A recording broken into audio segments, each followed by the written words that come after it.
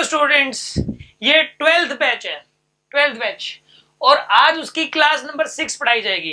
अभी तक 5 क्लासेस हो चुकी हैं, अभी फेज 2 चल रहा है और फेज 2 की क्लास 3rd है, लास्ट क्लास है ये फेज 2nd की। फेज 2 की लास्ट क्लास है 3rd क्लास। फेज 1 कंप्लीट हो चुका है, आज फेज 2 कंप्लीट हो जाएगा। ठीक है, शुरू करते हैं। आज की क्लास का टॉपिक है इलेक्ट्रिक पोटेंशियल। हेडिंग डालते हैं सबसे पहले इलेक्ट्रिक पोटेंशियल। सबसे पहले हेडिंग डाली इलेक्ट्रिक पोटेंशियल। सबसे पहले तो माइंड में ये आता है कि इलेक्ट्रिक पोटेंशियल है क्या चीज, इसकी डेफिनेशन क्या है।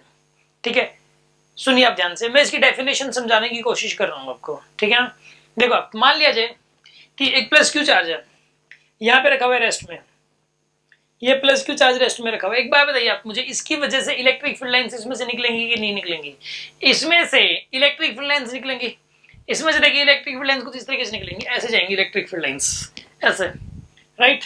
बहुत सारी इलेक्ट्रिक फील्ड लाइंस निकलेंगी इसमें से, इस तरीके से निकलेंगी ना। अच्छा एक बात बताओ आप मुझे, इसके अंदर से अगर इलेक्ट्रिक फील्ड लाइंस निकलेंगी तो अगर यहाँ पे ये जो चार्ज है ये रेस्ट में है, ये कहीं नहीं जाने वाला, ये फिक्स्ड है, ये कहीं नहीं जाने वाला, ये रेस्ट में है।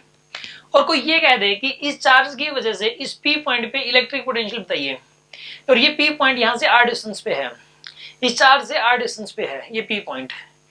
यहां पर एक पॉइंट चार्ज रखा हुआ है क्यू का, और इससे आर डिस्टेंस पे और एक पी पॉइंट है। अगर कोई ये कह दे कि इस पी पॉइंट पर इलेक्ट्रिक पोटेंशियल बताओ, तो उसका मतलब क्या है? उसका मतलब ये है, देखो सुनो, इसकी डेफिनेशन क्या बताई साइंटिस्ट लोगों ने, कि मान लो कि एक 1 कूलम का चार्ज है आपके पास, 1 कूलम का चार्ज, और यहाँ पे इन्फिनिटी पे इस चार्ज से इनफाइनाइट डिस्टेंस पे है, वो भी 1 कूलम का चार्ज है आपके पास।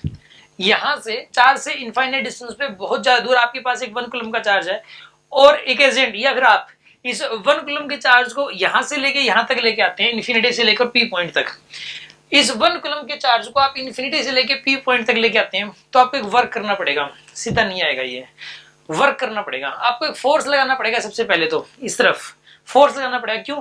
क्योंकि इलेक्ट्रिक फोर्स इधर लगेगा इसके ऊपर। जैसे ये 1 कूलम का चार्ज इधर होगा, ये 1 कूलम का चार्ज जैसे मान लो रास्ते में है, तो इलेक्ट्रिक फील्ड इस तरफ है, और ये पॉजिटिव चार्ज है। हाँ जी, ये 1 कूलम का चार्ज क्या है? चार्ज है पॉजिटिव, और ये इलेक्ट्रिक फील्ड है, एक्सटर्नल इलेक्ट्रिक फील्ड है ये। तो इस 1 कूलम के चार्ज के ऊपर बताइए फोर्स लगेगा कि नहीं लगेगा? इस तरफ लगेगा फोर्स, ये इलेक्ट्रिक फोर्स है, ये अपने आप ही लगेगा। तो ये बताइए, इसको बैलेंस करने के लिए एजेंट को अपना फोर्स इधर लगाना पड़ेगा ना, एजेंट को अपना फोर्स इधर लगाना पड़ेगा। तो यहां से इन्फिनिटी से लेकर पी पॉइंट तक लेके आने में एजेंट को लगातार अपना एक फोर्स इधर लगाना पड़ा, और अगर उसको फोर्स लगाना पड़ा है और यहाँ पे डिस्प्लेसमेंट भी हुई है, तो इसका मतलब क्या किया? उसने वर्क किया है। ऐसा तो है नहीं बिना वर्क किए ये चार्ज यहां से लेके यहां तक आ जाएगा। उसने जो वर्क किया है उस वर्क के अमाउंट को ही कहेंगे यहाँ का इलेक्ट्रिक पोटेंशियल। ठीक है ना, उस वर्क के अमाउंट क्या कहेंगे बताइए? यहाँ का इलेक्ट्रिक पोटेंशियल। हाँ जी, आप इलेक्ट्रिक पोटेंशियल समझ गए। देखो इलेक्ट्रिक पोटेंशियल की डेफिनेशन क्या होती है, सुनो। किसी भी पी पॉइंट पर, जैसे पी पॉइंट है, यहां पर इलेक्ट्रिक पोटेंशियल का मतलब है इन्फिनिटी से लेकर इस पी पॉइंट तक 1 कूलम का चार्ज लेके आने में, कांस्टेंट स्पीड से उस चार्ज को लेके आने में जो एजेंट को जो वर्क करना पड़ता है, उस वर्क के अमाउंट को ये पी पॉइंट का पोटेंशियल कहते हैं। ये उसकी डेफिनेशन है, ये उसकी बेसिक डेफिनेशन है। देखो ये बेसिक डेफिनेशन मैं आपको अभी समझाऊंगा। सबसे पहले हम लिख लेते हैं, इसको थोड़ा सा लिख लेते हैं। लिख देखिए आप, इसकी डेफिनेशन क्या है? Work done by an agent, work done by an agent, work done by an agent to take 1 coulomb charge, 1 coulomb charge from infinity to a p point, to a p point with constant speed, with constant speed, with constant speed is called electric potential, is called electric potential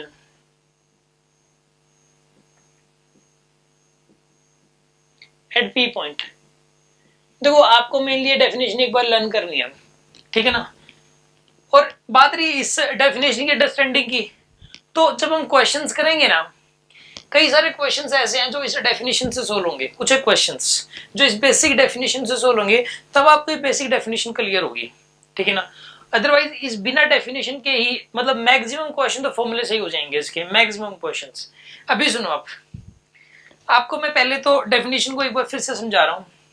कि इस P point तक आप एक बात बताइए, मैं आपको example लेके बताता हूँ। आप एक मुझे बात बताइए, जो नमक आता है ना, नमक वो समुद्रों से आता है, ओशियन से, सबको पता है। मान लेते हैं कि जैसे जो केरला में जो ओशियन है वहां से आ रहा है, मान लो सारा नमक पूरे हिंदुस्तान में वहां से आ रहा है, तो एक बात बताइए वहां पे मेनली क्या लगेगा, ट्रांसपोर्ट के चार्जेस लगेंगे। अगर उस नमक का क्या होना चाहिए, उस नमक के जो चार्जेस हैं वो अगर आता है, मान लो आता है पहले महाराष्ट्र तक उसका जो आने का जो चार्जेस होंगे, वहां पे जो रेट होंगे नमक के, वो क्या होंगे, कम होंगे।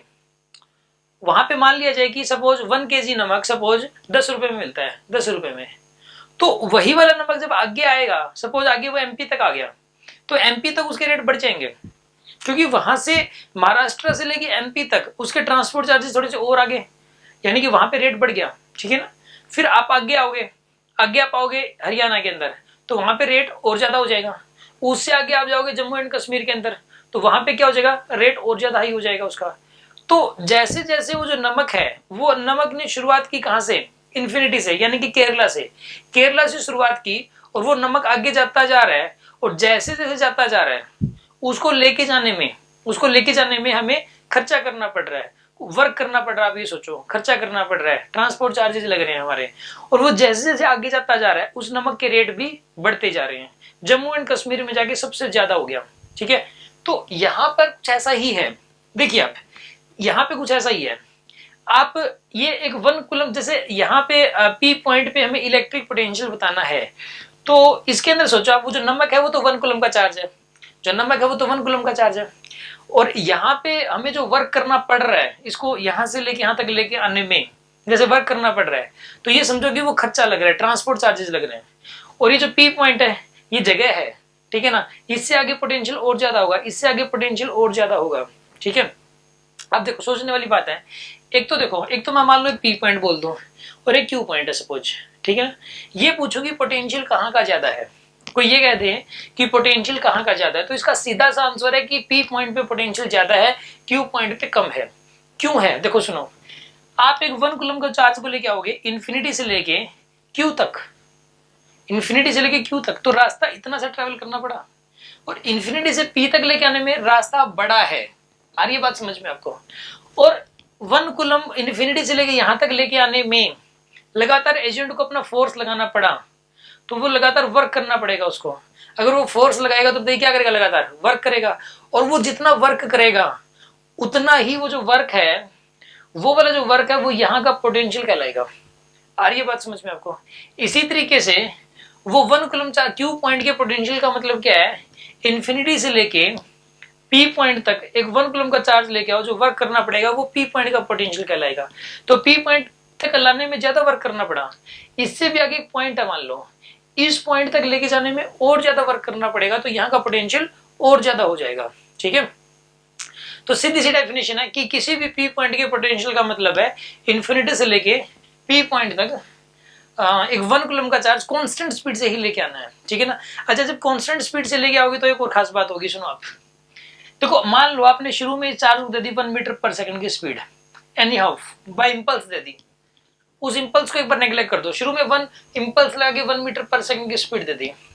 अभी 1 कूलम का चार्ज आ रहा है, इस चार्ज के ऊपर 2 फोर्स लग रहे हैं, एक तो इलेक्ट्रिक फोर्स लग रहा है, एक एजेंट का फोर्स लग रहा है। ये एजेंट का जो फोर्स होगा ना, एग्जैक्टली इलेक्ट्रिक फोर्स के बराबर होगा, दोनों फोर्स इक्विवेलेंट अपोजिट रहेंगे रास्ते पर, तभी इसकी speed 1 metre per second maintain रहेगी। अगर एजेंट का फोर्स ज्यादा हो गया और इलेक्ट्रिक फोर्स कम हो गया, तो नेट फोर्स इधर लगा, तो फिर क्या होगा, उस केस में इसकी स्पीड बढ़ जाएगी, तो डेफिनेशन खराब होगी ना। ऐसे में डेफिनेशन में साफ साफ लिख रखा है कांस्टेंट स्पीड लिख रखा है। तो कांस्टेंट स्पीड कब मेंटेन रह पाएगी, जब ये दोनों बराबर रहें, नेट फोर्स 0 रहे।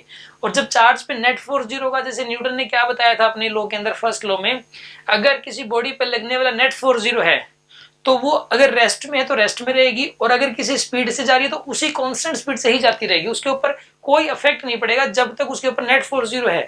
तो शुरू में इसके पास 1 मीटर पर सेकंड की स्पीड है, और यहां से लेके यहां तक आने में इसके ऊपर नेट फोर्स 0 है, तो इन्फिनिटी से लेके पी पॉइंट तक इसकी जो स्पीड है वो कांस्टेंट बनी रहेगी। तो याद रखिए आप कि जब भी इन्फिनिटी से लेके पी पॉइंट तक लेके आओगे 1 कूलम के चार्ज को, तो ऐसे केस में एजेंट का जो फोर्स होना चाहिए, यानी कि जो एजेंट का फोर्स होता है वो हमेशा ही, एजेंट का जो फोर्स होता है वो हमेशा ही इलेक्ट्रिक फोर्स के बराबर होता है, ठीक है ना।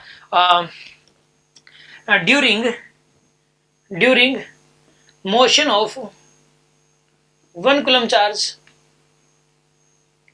F agent is equals to F electric. मतलब ये वर्क निकालते वक्त ये दोनों फोर्सेस बराबर रहते हैं। अब अगली बात सुनो, इसमें स्पीड कांस्टेंट रहनी चाहिए इसकी डेफिनेशन में। एक इसकी डेफिनेशन में चार्ज भी 1 कूलम का ही रहना चाहिए। अगर आप 2 कूलम चार्ज को लेके आओगे तो जो वर्क करना पड़ेगा उसको इलेक्ट्रिक पोटेंशियल नहीं कहेंगे। इलेक्ट्रिक पोटेंशियल किसको कहेंगे? जब चार्ज 1 कूलम का है। Electric potential is defined only for 1 coulomb. Electric potential सिर्फ 1 कूलम के लिए डिफाइंड है। मैं लिख देता हूं कहीं पर कि electric potential is defined only for 1 coulomb. Electric potential is defined only for 1 coulomb. हाँ जी, बात समझ में आ गई होगी आपको? कोई डाउट है किसी के मन में? आपको मैंने सिर्फ और सिर्फ अभी डेफिनेशन समझाई है इसकी, ठीक है ना। अभी डेफिनेशन के बाद और भी बहुत सारी बातें हैं, आप इसको एक बार नोट कर लीजिए। 20 सेकेंड्स।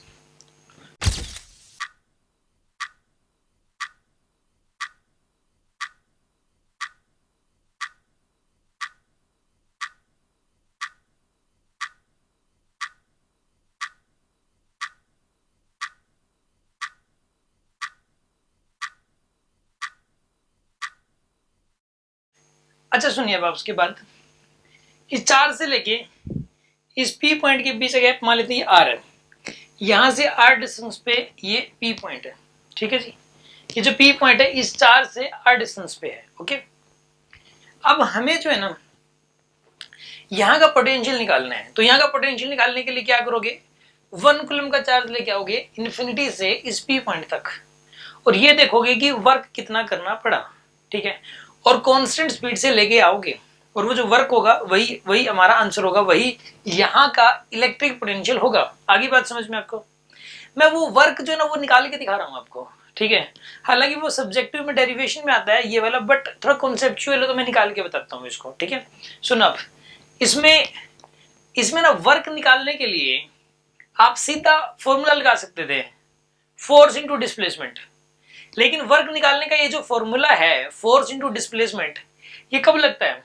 जब फोर्स कांस्टेंट हो। जब फोर्स कांस्टेंट हो तभी लगता है फोर्स इंटू डिस्प्लेसमेंट। अभी जो फोर्स है वो वेरिएबल है, force is variable, force variable है। तो ऐसे केस में वर्क निकालने का फॉर्मूला ये नहीं हो सकता फोर्स इंटू डिस्प्लेसमेंट। इस केस में वर्क निकालने के लिए जो फॉर्मूला होता है that is F D x integral. ये होता है formula, force F D x integral ये होता है वर्क। वैसे फोर्स टू डिस्प्लेसमेंट होता है, लेकिन अगर फोर्स वेरिएबल हो तो यही होता है F D x integral. F जो आपको फोर्स लगाना पड़ा। अब बताइए आपको कितना फोर्स लगाना पड़ेगा? एजेंट को कितना फोर्स लगाना पड़ेगा? इलेक्ट्रिक फोर्स के बराबर। यहां लिख रहा हूं मैं एक बार, एजेंट को जो फोर्स लगाना पड़ा बताइए एफ इलेक्ट्रिक फोर्स के बराबर लगाना पड़ेगा। अच्छा अब एक बात बताइए आप, इलेक्ट्रिक फोर्स किसके बराबर है? क्यू के बराबर। हाँ जी, एजेंट का फोर्स भी किसके बराबर हो जाए? क्यू के बराबर। क्यू की वैल्यू 1, चार्ज की वैल्यू 1 है, और इलेक्ट्रिक फील्ड की वैल्यू बताइए यहां से, मतलब कोई भी मान लो एक्स डिस्टेंस पे, यहां से जनरल एक्स डिस्टेंस पे, यहां से जनरल एक्स डिस्टेंस पे इलेक्ट्रिक फील्ड की वैल्यू जाएगी के Q divided by x square. ये हो जाएगी इलेक्ट्रिक फील्ड की वैल्यू। यहां से एक्स डिस्टेंस पे इलेक्ट्रिक फील्ड की वैल्यू इतनी हो जाएगी के क्यू बाई एक्स स्क्वायर। तो एफ एजेंट कितना होगा बताइए? के क्यू बाई एक्स स्क्वायर हो जाएगा इतना, क्योंकि चार्ज तो 1 कूलम लेके आना है। तो इलेक्ट्रिक फील्ड इतना है एक्स डिस्टेंस पे, यहां से एक्स डिस्टेंस पे, तो एजेंट का फोर्स इतना लगेगा। एजेंट का फोर्स हो जाएगा यहाँ पे के Q divided by x square D x. और कहां से कहां तक? इन्फिनिटी से लेके आर तक, इन्फिनिटी से लेके आर तक हो जाएगा। ये समझ में आ रही है बात आपको? लिमिट डालनी है इन्फिनिटी से लेके आर तक, मतलब x इक्वल टू इन्फिनिटी से x इक्वल टू आर तक। ये x इक्वल टू इन्फिनिटी है। ये देखो ये वाली जगह x इक्वल टू 0, और ये वाला जो P पॉइंट है इस जगह को बोलेंगे x इक्वल टू आर, और इन्फिनिटी वाली जगह को इस जगह को बोलेंगे x इक्वल टू इन्फिनिटी। समझ आ रही है बात आपको? तो आप x इक्वल टू इन्फिनिटी, मैं इसको ना थोड़ा सा ना सेपरेट करके लिखता हूँ, ठीक है ना, ताकि आपको जो है ना, ये देखो इसमें मैंने क्या किया है, जो एजेंट का फोर्स है उसकी वैल्यू पुट की है मैंने, के Q divided by x square और यहाँ पे dx, फिर यहाँ पे x इक्वल टू इन्फिनिटी से लेके x इक्वल टू r तक। अच्छा अब सुनो इसमें एक और बात, यहाँ पे dx को माइनस dx पुट करोगे आप, ठीक है, क्योंकि x घट रहा है इसमें। अगर इसमें ये जो x है, पहले जब चार्ज यहाँ था तो x की वैल्यू इन्फिनिटी थी, अब जैसे जैसे चार्ज नजदीक आ रहा है x की वैल्यू कम होती जा रही है, यहाँ पे कम होते होते x की वैल्यू r हो गई, चार्ज और इधर आएगा x की वैल्यू और कम हो जाएगी और यहाँ पर तो x की वैल्यू 0 ही हो जाती है, ठीक है। तो x की वैल्यू घट रही है और अगर x घट रहा है तो यहाँ पे माइनस dx पुट करोगे आप इस केस के अंदर, माइनस dx। ऐसा करते हैं हम लोग, ठीक है, ऐसा हम करते हैं। इसके अंदर जो है ना, यहाँ पे अगर अपर लिमिट छोटी हो, अपर लिमिट क्या छोटी, लोअर लिमिट बड़ी है, तो यहाँ पे ऑटोमेटिक माइनस साइन लग जाता है, माइनस dx हो जाता है, ठीक है ना। ये जो चीज है ये फिजिक्स में हमें कई जगह ऐसा करना पड़ता है। यहाँ पे अगर यहाँ पे dr होता तो और ऊपर वाली लिमिट छोटी होती तो ये माइनस dr हो जाता। समझ आ रही है बात आपको? ये तो एक मैथमेटिक्स का रूल है, इसके अंदर इंटीग्रेशन करते वक्त अगर अपर लिमिट छोटी हो तो ये जो जिसके रिस्पेक्ट में आपको डिफरेंशिएशन करना है, ये वाली जो टर्म है इसको आपको नेगेटिव साइन देना है ऐसे केस में, ठीक है। अच्छा अब सुनो, अब इसका ना एक काम करो आप, इसमें जो है ना इसको सोल्व करने के लिए के क्यू को पा ले लो आप, इंटीग्रेशन माइनस के क्यू 1/x स्क्वायर dx, ये आ जाएगा आपके पास 1/x स्क्वायर dx, और कहां से कहां तक, x इक्वल टू इन्फिनिटी से लेके x इक्वल टू r तक। अब आप इसको फर्दर सोल्व करना है तो यहाँ पे कितना आएगा बताइए, माइनस का के क्यू, ठीक है। 1/x स्क्वायर का इंटीग्रेशन होता है, जब आप सोल्व करोगे तो माइनस का 1/x आएगा ये, हाँ जी, 1/x स्क्वायर का इंटीग्रेशन माइनस का 1/x होगा। ये आप इसको सोल्व करके देख सकते हो। इसको कैसे सोल्व करोगे मैं बता देता हूँ। एक्स स्क्वायर जब आप ऊपर जाओगे, ऊपर लेके जाओगे तो एक्स की पावर -2 हो गया, और x की पावर -2 है जैसे, तो x की पावर n वाला फॉर्मूला लगाओगे, x की power n+1 divided by n+1, वो वाला फॉर्मूला लगाओगे तो आपके पास आ जाएगा, यही आएगा सोल्व होके, ठीक है ना। यार अभी तो मतलब 12th क्लास है, अभी इसको थोड़ा सोल्व करके थोड़ा ना बताएंगे अभी। अगर आपको इसमें प्रॉब्लम आ रही है तो आप एक इंटीग्रेशन की जो क्लास है आपको वो अटेंड करने की जरूरत है, लेकिन इसका इंटीग्रेशन यही आता है, x इक्वल टू इन्फिनिटी से लेके x इक्वल टू r तक, ठीक है। अब सुनो मैं यहां सोल्व कर दे रहा हूं, ठीक है। अब एक काम करो, इस माइनस को भी बाहर ले लो आप, इस माइनस को, तो माइनस माइनस क्या हो जाएगा प्लस, तो यहाँ पे क्या आएगा बताइए, के क्यू, और यहाँ आएगा 1/x, कहां से इन्फिनिटी से लेके r तक, तो यहाँ पे आ जाएगा के क्यू इंटू में 1/r माइनस का 1/इन्फिनिटी, तो यहाँ पे आ जाएगा के क्यू डिवाइडेड बाई r, ये आएगा आपके पास के Q divided by r। This is the electric potential. आपको बात समझ आ गई होगी। अगर एक पॉइंट चार्ज है तो उससे r डिस्टेंस पे अगर एक p पॉइंट है तो उस p पॉइंट का इलेक्ट्रिक पोटेंशियल इतना होगा के क्यू बाई r। और ये वास्तव में क्या है, ये क्या है, ये वास्तव में ये इन्फिनिटी से लेके p पॉइंट तक एक 1 कूलम का चार्ज लेके आने में जो वर्क करना पड़ता है, उस वर्क की वैल्यू आई है। ये आ रही है बात समझ में आपको? और ये डेरिवेशन बोर्ड्स के अंदर भी आ जाता है, बोर्ड्स के अंदर भी डेरिवेशन आ जाता है। समझ आ गई ना बात आपको कि मैंने अभी तक सिर्फ और सिर्फ आपको दो बातें बताई हैं। एक तो मैंने क्या बात बताई है कि अगर एक पॉइंट चार्ज है तो उससे r डिस्टेंस पे इलेक्ट्रिक पोटेंशियल की वैल्यू होती है के क्यू बाई आर। क्या होती है, के क्यू बाई आर, देखो के क्यू बाई आर होती है। एक तो ये रिजल्ट याद करना है, ठीक है। और दूसरी बात, इसकी डेफिनेशन बताइए कि एक पॉइंट चार्ज से r डिस्टेंस पे p पॉइंट पर पोटेंशियल का मतलब है इन्फिनिटी से लेके उस p पॉइंट तक 1 कूलम का चार्ज कांस्टेंट स्पीड से लेके आने में जो वर्क करना पड़ता है, उस वर्क के अमाउंट को हम लोग इलेक्ट्रिक पोटेंशियल कहते हैं। आगे बात समझ में आपको, नोट कर लीजिए 20 सेकंड्स।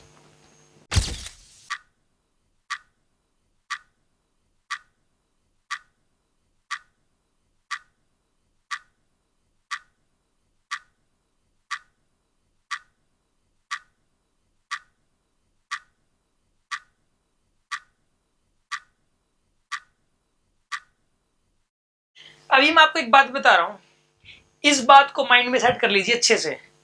अगर एक प्लस क्यू का चार्ज है, ठीक है, और कोई ये कह दे कि r डिस्टेंस पे एक p पॉइंट है, यहां का इलेक्ट्रिक पोटेंशियल बताओ, तो यहां का इलेक्ट्रिक पोटेंशियल हो जाएगा के क्यू अपॉन r, ठीक है। और इसकी कोई डायरेक्शन नहीं होती, ये एक स्केलर क्वांटिटी है, इसकी कोई डायरेक्शन नहीं होती, ये एक स्केलर क्वांटिटी है। Potential have no direction, potential have no direction, it's a scalar quantity, it is a scalar quantity। अच्छा अब सुनो एक और बात, अगर एक माइनस क्यू का चार्ज है तो इससे आर डिस्टेंस पे अगर एक पी पॉइंट है, ये अगर माइनस क्यू का चार्ज है और इससे आर डिस्टेंस पे एक पी पॉइंट दिया हुआ है, तो इस पी पॉइंट पर पोटेंशियल हो जाएगा माइनस का के क्यू बाई आर। याद रखिए आप, ये साइन ही नेचर वाइज ही नेगेटिव होता है, ये माइनस साइन डायरेक्शन को रिप्रेजेंट नहीं कर रहा, ये माइनस साइन डायरेक्शन को रिप्रेजेंट नहीं करता, ये नेचर वाइज ही नेगेटिव है पोटेंशियल। इसका मतलब ये है कि नेगेटिव वर्क करना पड़ेगा। अगर इन्फिनिटी से लेके पी पॉइंट तक 1 कूलम का चार्ज लेके आओगे इस सिचुएशन में, जिस सिचुएशन में यहाँ माइनस क्यू का चार्ज रखा हुआ है, अब लेके आते हो आप तो नेगेटिव वर्क करना पड़ता है, और वर्क नेगेटिव तो यानी पोटेंशियल भी नेगेटिव, और वर्क की नेचर ही नेगेटिव होती है, मतलब नेचर हो सकती है नेगेटिव नेचर, ठीक है ना, तो इसकी भी नेगेटिव नेचर है यहाँ पे। तो यानी कि this minus sign does not represent the direction, this minus sign does not represent direction। हाँ जी, बात समझ में आ गई होगी आपको, कोई डाउट है? इसको नोट कर लीजिए 15 सेकेंड्स।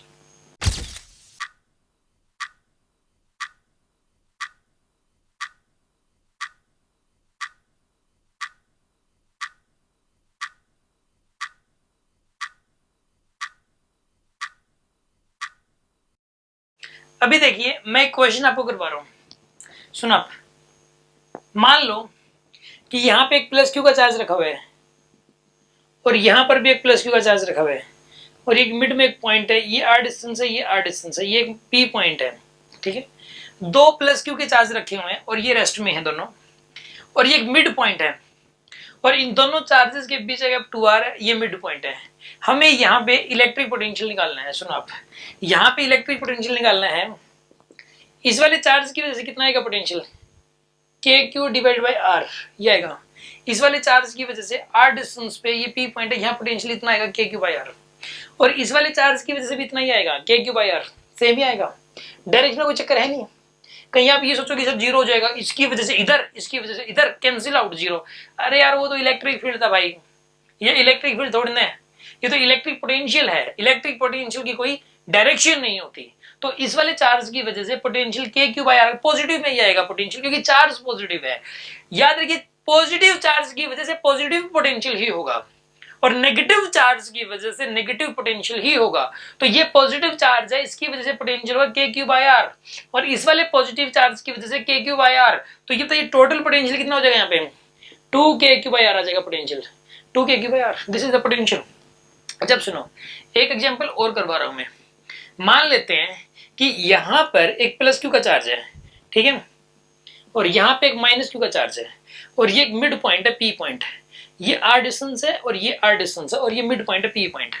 आपको ये कह दे कि इस पी पॉइंट पे बताइए इलेक्ट्रिक पोटेंशियल बताओ कितना हो जाएगा। यहाँ पे प्लस क्यू और यहाँ पे माइनस क्यू, पी पॉइंट पर इलेक्ट्रिक पोटेंशियल बताइए, तो कितना होगा बताइए पोटेंशियल। यहाँ पे इस वाले चार्ज की वजह से आ जाएगा के क्यू बाई आर, वो भी प्लस का के क्यू बाई आर, और ये नेगेटिव चार्ज है तो पोटेंशियल भी नेगेटिव होगा। अगर नेगेटिव चार्ज है तो पोटेंशियल भी नेगेटिव होगा, और कोई डायरेक्शन का चक्कर होता ही नहीं। तो यहाँ पर आएगा ये माइनस का के क्यू बाई आर, तो टोटल पोटेंशियल कितना आ जाएगा, 0। तो यहाँ पे पोटेंशियल 0 है। अच्छा आप मुझे एक बात बताओ, यहाँ पे इलेक्ट्रिक फील्ड 0 है ना, लेकिन पोटेंशियल तो है यहाँ पे इलेक्ट्रिक फील्ड 0 है लेकिन पोटेंशियल है। मतलब ऐसा हो सकता है कि किसी पोजीशन के ऊपर इलेक्ट्रिक फील्ड तो 0 हो लेकिन वहां पे पोटेंशियल हो, ठीक है ना। देयर इज ए पॉइंट, एक ऐसा पॉइंट पॉसिबल है जहां पर इलेक्ट्रिक फील्ड तो 0 हो बट पोटेंशियल कुछ ना कुछ हो, वहां पे पोटेंशियल नॉन 0 हो, ठीक है ना। A point is possible, a position is possible where electric field is 0 but electric potential is non 0, ऐसी जगह पॉसिबल है, ठीक है ना। ए पोजीशन इज पॉसिबल, या ए पोजीशन है, a point, a position is possible where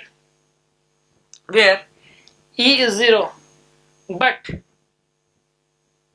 V, यानी V मतलब पोटेंशियल का सिंबल V होता है, इज नॉन 0, वो नॉन 0 का। अच्छा सुनो, यहां पे बताइए आप, यहां पे इलेक्ट्रिक फील्ड तो 0 है नहीं लेकिन पोटेंशियल 0 है। इसका मतलब ये हुआ कि एक ऐसी पोजीशन भी पॉसिबल है जहां पे इलेक्ट्रिक फील्ड तो नॉन जीरो है लेकिन पोटेंशियल जीरो है। A position is possible, a position is possible where E is not zero but V is zero। हाँ जी, बात समझ में आ गई होगी, नोट कर लीजिए 15 सेकेंड्स।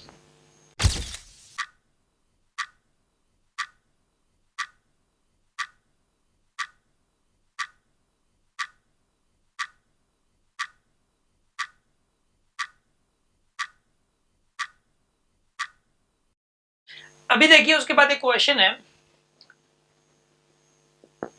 एक स्क्वायर दे रखा आपको, ठीक है, इसकी हर साइड ए के बराबर है, ये एक स्क्वायर है, ठीक है, यहां प्लस क्यू का चार्ज है, यहां प्लस क्यू का चार्ज है, यहां पे प्लस क्यू का चार्ज है और यहां पर माइनस क्यू का चार्ज है, ठीक। और आपको सेंटर पे इलेक्ट्रिक पोटेंशियल बताना है। What is the electric potential at centre, question ये है, what is V at center. Center के ऊपर हमें v की वैल्यू बतानी है, कैसे करेंगे हम, सुनो आप एक काम करो, पहले इस वाले चार्ज की वजह से देखो पोटेंशियल निकालना है।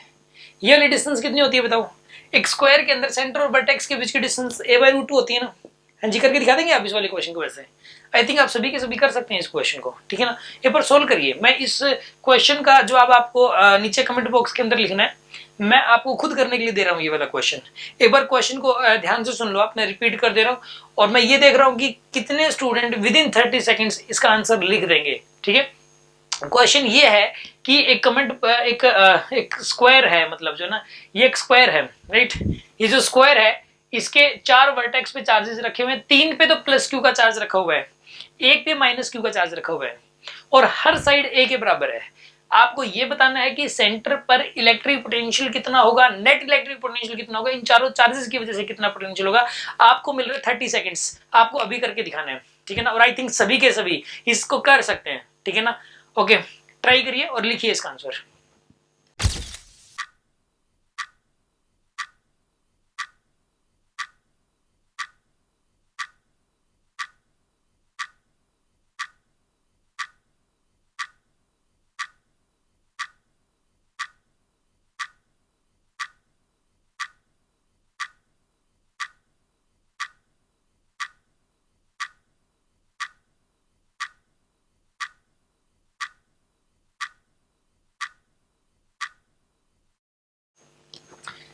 ओके, देखिए करते हैं इसको। इस वाले चार्ज की वजह से कितना पोटेंशियल आएगा बताइए, के क्यू डिवाइडेड बाय में यहां से लेके यहां तक की डिस्टेंस a/√2, a/√2 हो गया। अच्छा, इसमें मैंने बताया था डायरेक्शन कोई चक्कर नहीं होता, इसमें डायरेक्शन कोई चक्कर नहीं है। यहाँ पे 3 चार्जेस हैं तो इसको मल्टीप्लाई बाय 3 कर दो यार, इसको मल्टीप्लाई बाय 3 सीधा, कोई डायरेक्शन का चक्कर है नहीं यार। और हाँ, पॉजिटिव चार्ज की वजह से पोटेंशियल भी पॉजिटिव होता है, पॉजिटिव चार्ज की वजह से पोटेंशियल भी पॉजिटिव होता है, उसकी कोई डायरेक्शन नहीं होती। तो यहाँ पे चार्ज की वजह से पोटेंशियल होगा पॉजिटिव, उसकी कोई डायरेक्शन नहीं होगी। इसकी वजह से भी पोटेंशियल होगा पॉजिटिव और उसकी कोई डायरेक्शन नहीं होगी। इसकी वजह से भी पोटेंशियल पॉजिटिव होगा, उसकी कोई डायरेक्शन नहीं होगी। तो यहाँ पे पोटेंशियल इतना आ गया इन तीनों चार्जेस का मिला के। और इसकी वजह से कितना आएगा बताइए, माइनस का के क्यू अपॉन में a/√2 ये आ जाएगा आपके पास, ठीक है ना। और इसको जो है ना थोड़ा सा सिंप्लीफाई अगर आप करोगे तो देखो यहाँ पे 3 टाइम्स ऑफ के क्यू अपॉन में a/√2 है और ये सिंगल टाइम्स ऑफ के क्यू अपॉन में a/√2 है, तो ये बन जाएगा 2k/q अपॉन में a/√2 और डायरेक्शन कोई चक्कर नहीं है इसका। और ये √2 ऊपर चला जाएगा, इसका आंसर आएगा 2√2 k/q divided by a। This is the answer, ठीक है। नोट कर लीजिए आप इसको 15 सेकेंड्स।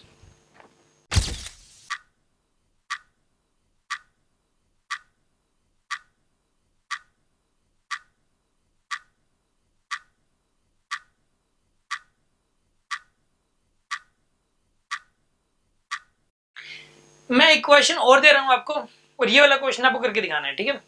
देखिए सुनिए आप, ये और 30 सेकंड्स आपको इसके लिए मिलेंगे। देखिए आप, यहां पे एक रेगुलर हेक्सागन है,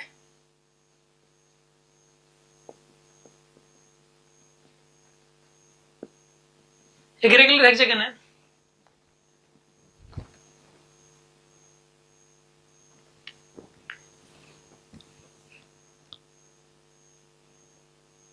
इस तरीके से दिया हुआ है, ठीक है।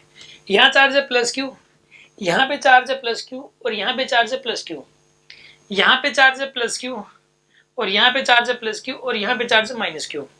ये साइड ए ए ए ए ए और ये साइड भी ए। आपको बताना है सेंटर पे इलेक्ट्रिक पोटेंशियल।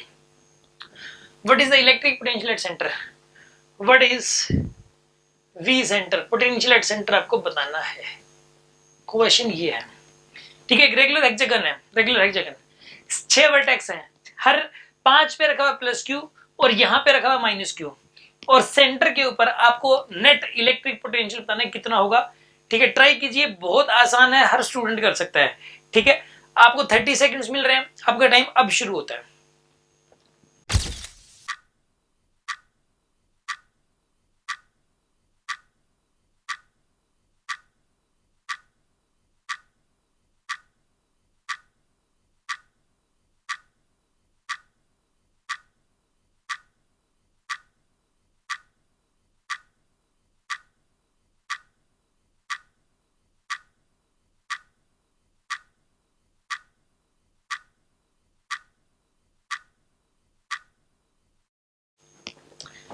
सुनिए आप कैसे करेंगे इसको। पहले तो किसी एक पॉजिटिव, देखो ये वाली डिस्टेंस है ए, सेंटर से लेके वर्टेक्स तक की डिस्टेंस ए है, तो किसी एक चार्ज की वजह से पहले पोटेंशियल लिखो कितना हो जाएगा, के क्यू डिवाइड बाई ए। हाँ जी, किसी एक चार्ज की वजह से पोटेंशियल कितना हो जाएगा, के क्यू बाई ए। तो पॉजिटिव चार्जेस तो 5 है आपके, हाँ जी, पॉजिटिव चार्जेस कितने, 5 है, तो 5 से मल्टीप्लाई कर दो, 5 के क्यू बाई ए। एक तो ये आएगा, इन पांचों चार्जेस की वजह से तो पोटेंशियल आ जाएगा 5 के क्यू डिवाइडेड बाई ए, और इस माइनस क्यू की वजह से कितना आएगा बताइए, माइनस का के क्यू बाई ए। तो सोल्व करो कितना आ जाएगा बताइए, यहाँ पे 4 के क्यू डिवाइडेड बाई ए, ये आंसर आ गया आपके पास, ठीक है ना। सेंटर के ऊपर इलेक्ट्रिक पोटेंशियल की वैल्यू आएगी, और हमें बार बार पता लग रहा है कि पोटेंशियल की कोई डायरेक्शन नहीं होती, और ये भी पता लग रहा है कि पॉजिटिव चार्ज की वजह से पोटेंशियल पॉजिटिव होगा और नेगेटिव चार्ज की वजह से पोटेंशियल नेगेटिव होगा। ये बात भी हमें बार बार पता लग रही है। नोट कर लीजिए 15 सेकेंड्स।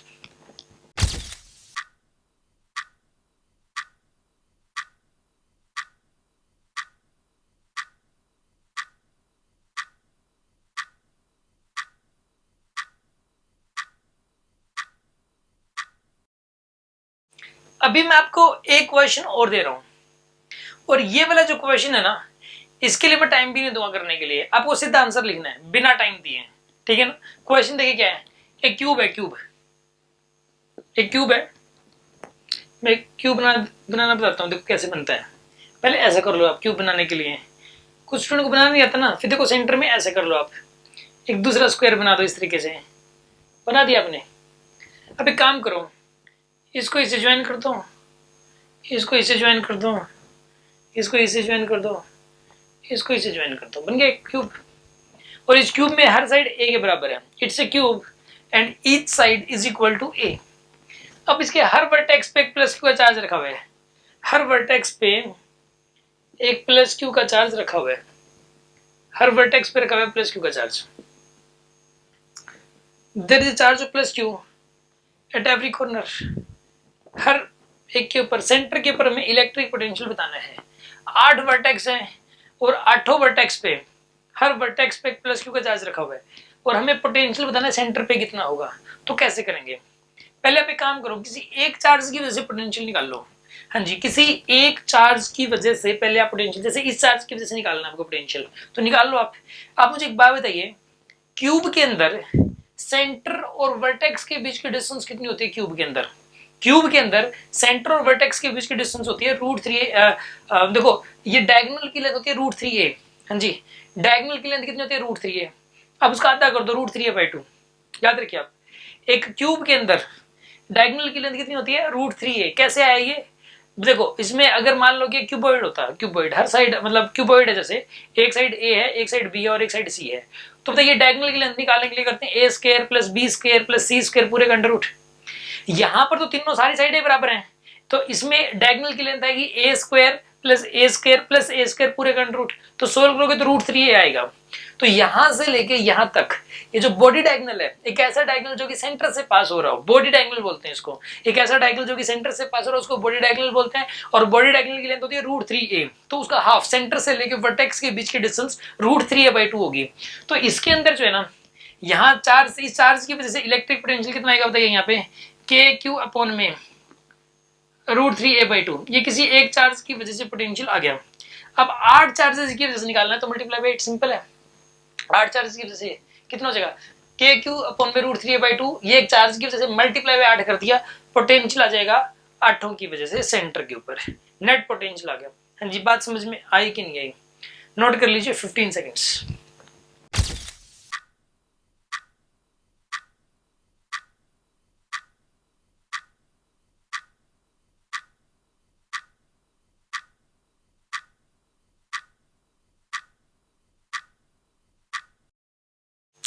अभी देखिए मैं आपको एक क्वेश्चन और दे रहा हूं, इस बार ये 4 हटा दिया मैंने, इसमें भी अभी भी क्यू भी है, अभी भी क्यू भी है, और एक साइड ए के बराबर है, और 7 वर्टेक्स पे प्लस क्यू का चार्ज रखा हुआ है।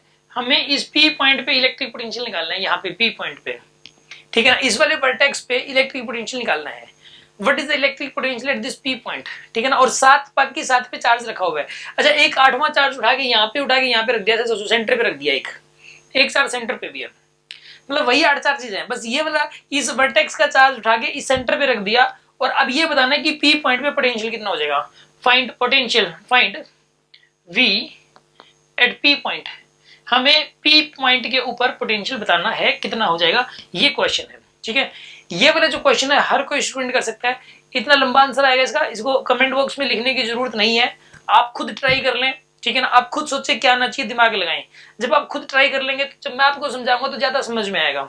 मैं सीधा भी समझा सकता हूँ लेकिन फिर वो कम समझ में आएगा।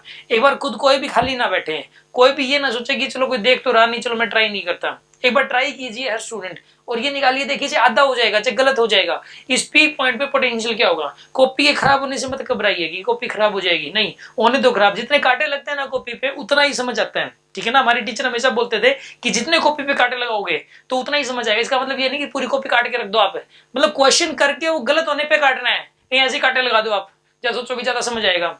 तो यहाँ पे पी पॉइंट पे पोटेंशियल निकालना आपको, ट्राई करिए हर स्टूडेंट। ओके, 1 मिनट का टाइम आपको मिलता है।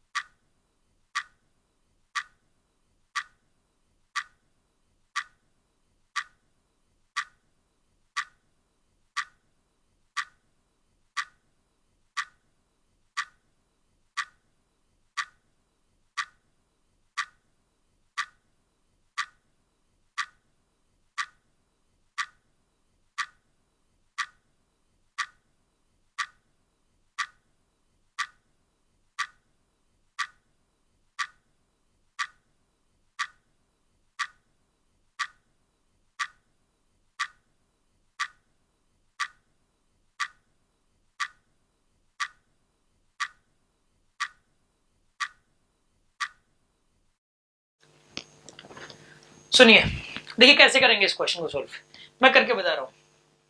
देखो आप, हर चार्ज की वजह से निकालना आपको। पहले ऐसे चार्ज जो ए डिस्टेंस पे है, इस पी पॉइंट से ये वाला चार्ज ए डिस्टेंस पे है, तो इस चार्ज की वजह से पोटेंशियल पे कितना आएगा, KQ/A, इतना आएगा। हाँ जी, इस वाले चार्ज की वजह से यहाँ पे जो पोटेंशियल आएगा वो कितना आएगा, KQ/A। और इस वाले चार्ज की वजह से भी कितना आएगा, KQ/A, और इस वाले चार्ज की वजह से भी इतना ही आएगा, KQ/A, तो 3KQ/A हो जाएगा। इस चार्ज की वजह से आएगा पोटेंशियल पी पॉइंट पे KQ/A, इस वाले चार्ज की वजह से भी KQ/A, और इस वाले चार्ज की वजह से भी KQ/A। इन 3 चार्जेस का मामला खत्म, मतलब इन तीनों की वजह से तो इलेक्ट्रिक पोटेंशियल आपने निकाल लिया, ठीक है। अब एक बात बताऊं, ये वाला जो चार्ज है वो इस पॉइंट से कितने डिस्टेंस पे, ये लेंथ कितनी है, √2 पे आएगी। ये साइड है एक्चुअल में, क्या ये डायगोनल है, ये फेज डायगोनल है। और किसी भी क्यूब का फेज डायगोनल की जो लेंथ होती है वो √2 होती है। किसी भी क्यूब के फेज डायगोनल की लेंथ √2 होती है। तो यहाँ पे ये एक फेस है, और इस फेस की जो फेस डायगोनल है ना ये वाला, इसकी लेंथ कितनी है बताइए, √2a। आगे बात समझ में आपको। अब देखो आप इसके अंदर देखो ये √2a होगी, तो यहाँ पे चार्ज की वजह से पोटेंशियल कितना होगा, यहाँ पे के क्यू अपॉन में √2a, ये आएगा पोटेंशियल। और इसकी वजह से ये भी फेज डायगोनल है, ये वाला भी, ये साइड ए, ये ए, तो ये वाली लेंथ कितनी हो जाएगी यहाँ पे, अगेन √2a होगी ये लेंथ भी, √2a। तो और एक चार्ज ये वाला भी है, ये वाला चार्ज भी यहाँ पे √2a की डिस्टेंस पे है, ये वाला चार्ज भी √2a की डिस्टेंस पर है, और ये वाला चार्ज भी √2a की डिस्टेंस पे है। तो तीन चार्जेस ऐसे जो कि √2a की डिस्टेंस पे हैं।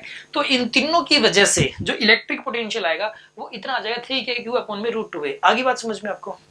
अब हमें निकालना है इस वाले चार्ज की वजह से, ये वाला चार्ज इस P पॉइंट से √3a की डिस्टेंस पे है। हाँ जी, कितनी डिस्टेंस पे है, √3a। P पॉइंट इस चार्ज से, ये बॉडी डायगोनल है, ये लेंथ, ये बॉडी डायगोनल है, तो कितना आएगा यहाँ पर, ये KQ अपॉन में √3a प्लस, अच्छा ये वाला इस वाले चार्ज से ये वाला P पॉइंट कितने डिस्टेंस पे बताइए, √3a/2। हाँ जी, कितना, √3a/2, KQ अपॉन में √3a/2 आ जाएगा आपके पास। This is the answer. हर चार्ज की वजह से देखो टोटल 8 चार्जेस थे, 3 ये 6, एक ये 7, एक ये 8, आठों की वजह से हमने इलेक्ट्रिक पोटेंशियल निकाल लिया। देखो आप इलेक्ट्रिक पोटेंशियल में डायरेक्शन का कोई चक्कर नहीं होता, पहली बात। दूसरी बात, पॉजिटिव चार्ज की वजह से, पॉजिटिव पॉइंट चार्ज की वजह से पॉजिटिव पोटेंशियल आएगा KQ/A प्लस का, और नेगेटिव की वजह से नेगेटिव का आएगा माइनस का KQ/A या माइनस का KQ/R। बस इसमें डिस्टेंस देखनी होती है, इसमें अलग अलग चार्ज की अलग अलग डिस्टेंस थी, तो हमने वो डिस्टेंस भी लिख दी और आगे आपके पास आंसर। हाँ जी, बात समझ आ गई ना। नोट कर लीजिए 15 सेकेंड्स।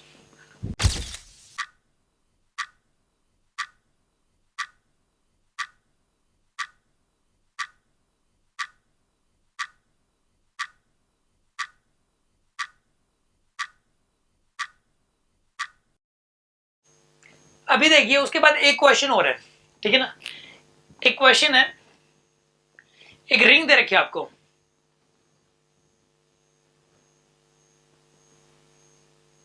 एक रिंग है और रिंग के ऊपर +Q का चार्ज फैला हुआ है। There is charge +Q charge on the ring, और ये सेंटर है इसका रेडियस आपको दिया हुआ है r।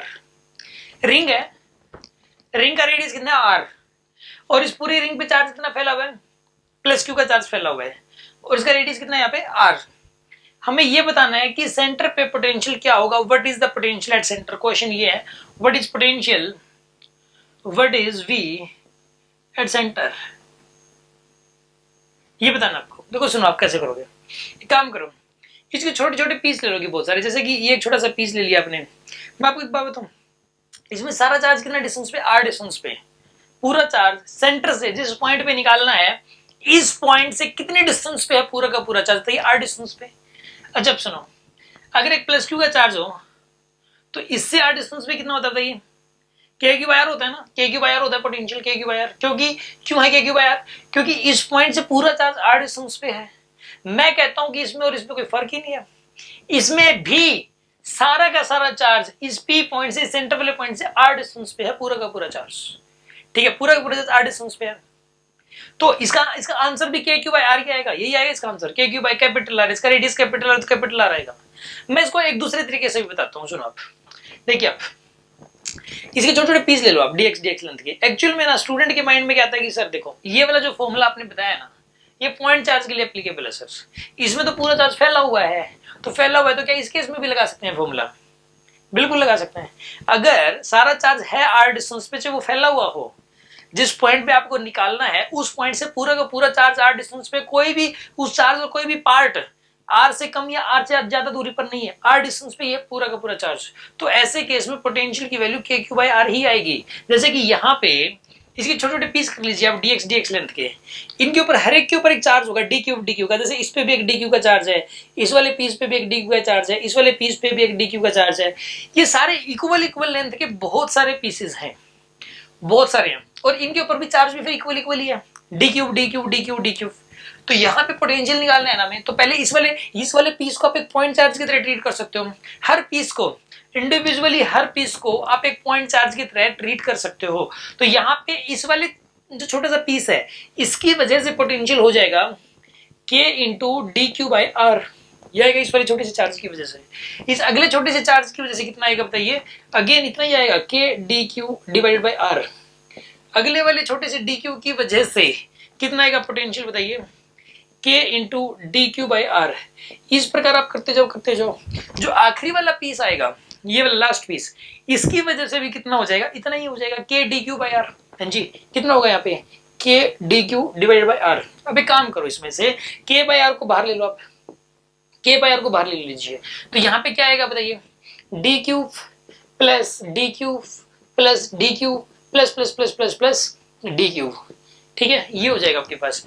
अब ये जितने भी डी क्यूब हैं इस पूरी रिंग पे, इन सारे डी क्यूब को ऐड कर दीजिए। इन सभी को अगर ऐड करोगे तो टोटल चार्ज कितना बन जाएगा, क्यू का। हाँ जी, टोटल चार्ज कितना बनेगा इसके अंदर, क्यू का बनेगा। तो यहाँ पे क्या आएगा बताइए, इसमें के क्यू बाई आर, ये आएगा सेंटर के ऊपर पोटेंशियल के क्यू बाई आर।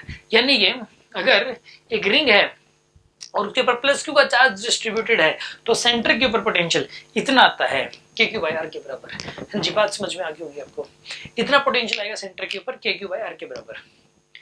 तो अगर एक इसको नोट करने वाली बात भी है। अच्छा, एक और बात बताऊं मैं, नॉन यूनिफॉर्मली चार्ज होता, सपोज ये टोटल चार्ज तो क्यू का ही है, लेकिन नॉन यूनिफॉर्मली चार्ज हो तो भी कोई फर्क नहीं पड़ेगा, तो भी इतना ही आएगा पोटेंशियल। देखो मान लो नॉन यूनिफॉर्मली चार्ज का मतलब यहाँ पे 2 डी क्यू है, यहाँ पे 3 डी क्यू है, यहाँ पे 5 डी क्यू है, यहाँ पे डी क्यू है, यहाँ पे डी क्यू बाई 2 है, इस तरीके से है, तो भी कोई बात नहीं। यहाँ पे जब आप लिखते चले जाओगे, ऐसे लिखते तो सबका सम तो फिर से क्यू बनेगा ही। मतलब कहने का ये है कि either the charge uniformly charge, either the ring is uniformly charge or non uniformly charge, potential at the centre of ring is always K Q by R. आगे बात समझ में आपको, इसको नोट करके लिख लीजिए आप। Potential at center of a ring, either it is uniformly charged or non-uniformly charged, or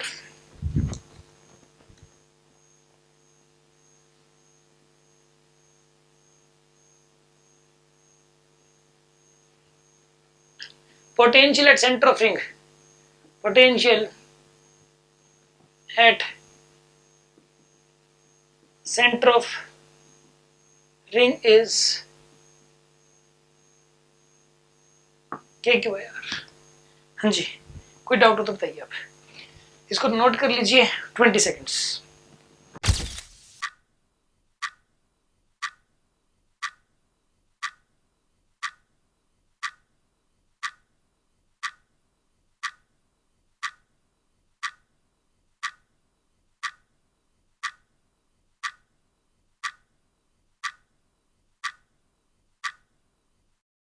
एक क्वेश्चन और है, ये आपको करके दिखाना। एक रिंग है,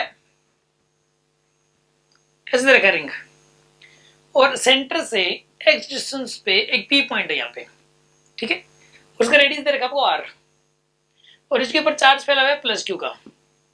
इस रिंग के ऊपर जो चार्ज फैला हुआ है वो प्लस क्यू का चार्ज फैला हुआ है पूरी रिंग के ऊपर, ठीक है। इस पूरी रिंग पे चार्ज है क्यू का और इसका रेडियस है आर, और सेंटर से एक्स डिस्टेंस पे एक पी पॉइंट है, यहाँ पे हमें इलेक्ट्रिक पोटेंशियल बताना। क्वेश्चन ये है, हाँ जी, आप ट्राई कीजिए, देखते हैं कितने स्टूडेंट बता पाएंगे। रिंग के ठीक सेंटर से और रिंग के प्लेन से परपेंडिकुलर डिस्टेंस पे ये एंगल 90 डिग्री है, यहाँ पे ये एंगल 90 डिग्री है, यहाँ से एक्स डिस्टेंस पे एक पी पॉइंट है, यहाँ पर इलेक्ट्रिक पोटेंशियल बताना है।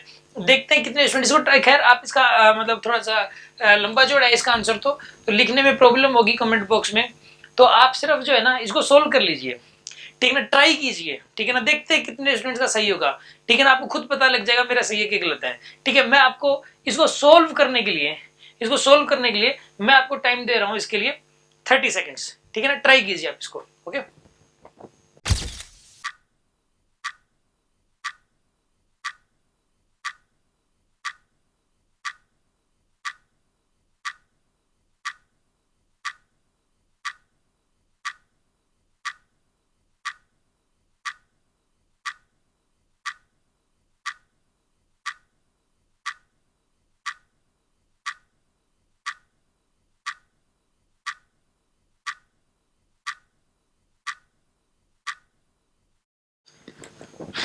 ओके, देखिए करते हैं ट्राई। अब एक बात बताओ, इसके ना सारा का सारा चार्ज, मेरा कहना ये है, इस पी पॉइंट से सारा charge R square plus X square का अंडर रूट इतने डिस्टेंस पे है। ये आप एक छोटा सा पीस ले लो, आप ये छोटा सा पीस, मुझे एक बात बताओ, ये वाला जो पीस है, ये इस पी पॉइंट से ये वाला पीस कितने डिस्टेंस पे है? ये छोटा सा पीस है, ये जो लेंथ है इसकी dx है और इसके ऊपर चार्ज है मान लो dq, ये छोटे से पीस पे चार्ज कितना है dq का। इस चार्ज से ये जो p पॉइंट है और ये जो चार्ज है, इनके बीच का गैप कितना है? इनके बीच का गैप है r square plus X square का अंडर रूट, ये वाला गैप है। यहाँ से लेके यहाँ तक की डिस्टेंस है R square plus X square का अंडर रूट, यहाँ से लेके यहाँ तक की डिस्टेंस, समझ आ रही है बात आपको? ये वाली डिस्टेंस है R square plus X square का अंडर रूट। और मैं कहता हूँ यही, क्योंकि ना ये एक राइट एंगल ट्रायंगल बन गई। पहले तो ये आया कहाँ से? ये एक राइट एंगल ट्रायंगल बन गई जिसमें एक साइड आर है एक साइड एक्स है और इनके बीच का एंगल 90 डिग्री है। तो ये वाली लेंथ आ गई आपके पास R square plus X square का अंडर रूट। और मेरा कहना ये है कि यही वाला पीस नहीं, हर पीस इस पी पॉइंट से इतने डिस्टेंस पर है, R square plus X square का अंडर रूट, हर पीस, इसका हर पीस इतने डिस्टेंस पर है, ठीक है ना? बाय सिमेट्री हम ऐसा बोल सकते हैं, by symmetry R square plus X square का अंडर रूट। तो मैंने बताया था कि जिस पॉइंट पे आप पोटेंशियल निकाल रहे हो उससे पूरा का पूरा जो चार्ज डिस्ट्रीब्यूटेड है वो सेम डिस्टेंस पे है, उस चार्ज का हर पार्ट उतने ही डिस्टेंस पर है। तो सीधा फॉर्मूला लगता है के क्यू बाई आर। तो यहां पर भी इलेक्ट्रिक पोटेंशियल निकालने के लिए सीधा लगा सकते हो आप K Q by R, K Q divide by में R square plus X square का अंडर रूट। हाँ जी, बात समझ में आ गई होगी आपको। This is the electric potential at the P point due to the ring at a distance x from its centre. आगे बात समझ में ना आपको? तो यहाँ पे electric potential at the axis of a ring at a distance x from the centre is this. इस बात को लिख लेते हैं, ठीक है ना? Electric potential eight axis of a ring at x distance from center of ring is kq divided by में r square plus X square का अंडर रूट। ये आएगा आपके पास, ठीक है? इसको नोट कर लीजिए 15 सेकेंड्स।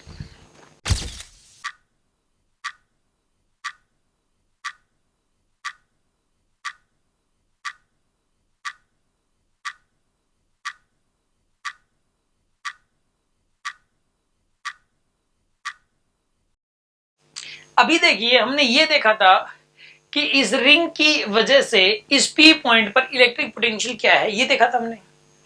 अभी मैं आपको बताऊंगा कि इलेक्ट्रिक फील्ड क्या है। यहाँ पे इलेक्ट्रिक फील्ड, हालांकि ये जो टॉपिक है ये फेज 1 में हो चुका था, फिर भी वहां पे रह गया था गलती से, तो अभी मैं यहाँ पे बता दे रहा हूँ आपको, ठीक है? देखो उसमें करते क्या कि हर पीस जैसे ये, उसमें तो इलेक्ट्रिक फील्ड में तो डायरेक्शन होती है, इलेक्ट्रिक पोटेंशियल में कोई डायरेक्शन चक्कर होता नहीं है। तो इस चार्ज की वजह से इलेक्ट्रिक फील्ड देखो इस डायरेक्शन में होगा, यहाँ पे होगा ना इस डायरेक्शन में, और यहाँ पर भी एक चार्ज होगा नीचे, इसकी वजह से इलेक्ट्रिक फील्ड इस डायरेक्शन में हो जाएगा। संबंध मानते हो? और इसका जो ये वाला कंपोनेंट है और इसका ये वाला कंपोनेंट ऐड हो जाएंगे, लेकिन इसका जो है ना, एक तो ये वाला कंपोनेंट और इसका ये वाला कंपोनेंट, ये दोनों कैंसिल आउट हो जाएंगे, ठीक है ना? इसका जो है ये वाला कंपोनेंट और इसका ये वाला कंपोनेंट दोनों ऐड हो जाएंगे, बट इसका ये वाला कंपोनेंट और इसका ये वाला कंपोनेंट दोनों कैंसिल आउट हो जाएंगे। तो यहाँ पे इलेक्ट्रिक फील्ड इस तरफ आएगा इन दोनों पीसेस की वजह से। इसी प्रकार हर पीस की वजह से, यहाँ पे ये पीस है कोई, इसकी वजह से इलेक्ट्रिक फील्ड कुछ इस तरफ होगा, और यहाँ पे जो पीस है इसकी वजह से इलेक्ट्रिक फील्ड कुछ इस तरीके से इधर होगा, और वो दोनों ऐड हो जाएंगे। आपको पता है कि यहाँ पे एक्चुअल में नेट इलेक्ट्रिक फील्ड इसी तरह बनता है, नेट इलेक्ट्रिक फील्ड। अगर यहाँ पे मतलब क्या होगा कि ये छोटे छोटे पीस कर लो आप सभी के, और इन सारे पीसेस की वजह से अगर आप इलेक्ट्रिक फील्ड देखोगे, मैं थोड़ा सा आपको एक्सप्लेन करने की कोशिश करता हूँ। यहाँ पे जैसे कि ये लाइन है, जैसे ये वाली लाइन है यहाँ पे इधर, और इलेक्ट्रिक फील्ड जो है ना वो इस तरीके से था इधर। यहाँ पे इलेक्ट्रिक फील्ड किसी पीस की वजह से इधर होगा, किसी की वजह से इधर होगा, किसी की वजह से इधर, किसी की वजह से इधर, किसी की वजह से इधर, किसी की वजह से इधर, किसी की वजह से इधर। ये मतलब जो है ना एक कौन बनाएगा ये इलेक्ट्रिक फील्ड, कौन, ठीक है ना, कौन। और ये जितने भी इलेक्ट्रिक फील्ड आ रहे हैं ना, इन सब के एक तो आएंगे इस एक्सिस के अलोंग कंपोनेंट, ठीक है ना, और एक आएंगे ऐसे ऐसे परपेंडिकुलर डायरेक्शन में, एक्सिस के परपेंडिकुलर। ये एक्सिस के परपेंडिकुलर वाले सारे के सारे कैंसिल आउट होंगे और ये सारे के सारे ऐड होंगे। जैसे कि ये वाला है, ये वाला, तो एक इलेक्ट्रिक फील्ड ऐसे भी है, जो ये वाला इलेक्ट्रिक फील्ड है इसका जो ये वाला कंपोनेंट है ये इस तरफ आ गया और ये वाला कंपोनेंट नीचे की तरफ हो गया, और जो ये वाला वेक्टर है इसका ये वाला कंपोनेंट, एक कंपोनेंट इस तरफ आ गया तो एक ऊपर की तरफ हो गया, तो एक नीचे की तरफ था, दोनों कैंसिल आउट। ऐसे ही एक वेक्टर इस तरीके इधर है तो एक वेक्टर इधर भी है, जो इधर वाला वेक्टर है उसका एक कंपोनेंट इधर बनेगा, ठीक है ना, और एक इधर बनेगा, और इसका जो है ना एक कंपोनेंट इधर बनेगा और एक इधर बनेगा, तो जो ये इधर वाला और इधर वाला ही कैंसिल आउट हो जाएंगे। मान रहे हो कि नहीं मान रहे आप? तो इस प्रकार से होगा यहाँ पे जो है मतलब कहने का ये है कि नेट इलेक्ट्रिक फील्ड इस तरफ ही आएगा, और ये बाय इंटीग्रेशन मैं डेरिवेशन करूंगा इसकी सब्जेक्टिव क्लास में प्रॉपर तरीके से, तो उस डेरिवेशन में आपको समझ में आएगा कि ये जो वर्ड ये वाले जो है ना ये सारे के सारे कैंसिल आउट हो जा रहे हैं वहां पे, और ये वाले सारे ऐड हो जा रहे हैं। आगे ना बात समझ में आपको। इसके अंदर देखिए आप यहाँ पे इसके अंदर हम करेंगे क्या कि किसी एक चार्ज की वजह से पहले तो लिखते हैं, उसको इंटीग्रेट भी करते हैं इसके अंदर, और इसका जो रिजल्ट आता निकल के, मैं रिजल्ट बता रहा हूं आपको, इसका जो रिजल्ट आएगा, इसका जो रिजल्ट आता है ई नेट, ये जो निकल के आता है वो आएगा K Q X divided by में R square plus X square की पावर 3/2, ये आएगा नेट इलेक्ट्रिक फील्ड। ये बाय डेरिवेशन निकल के आता है, रिजल्ट याद करना होता है फाइनली, ठीक है ना। ये इलेक्ट्रिक फील्ड का फॉर्मूला है, वो था पोटेंशियल, वो और ये दोनों अलग अलग चीजें हैं, ठीक है ना।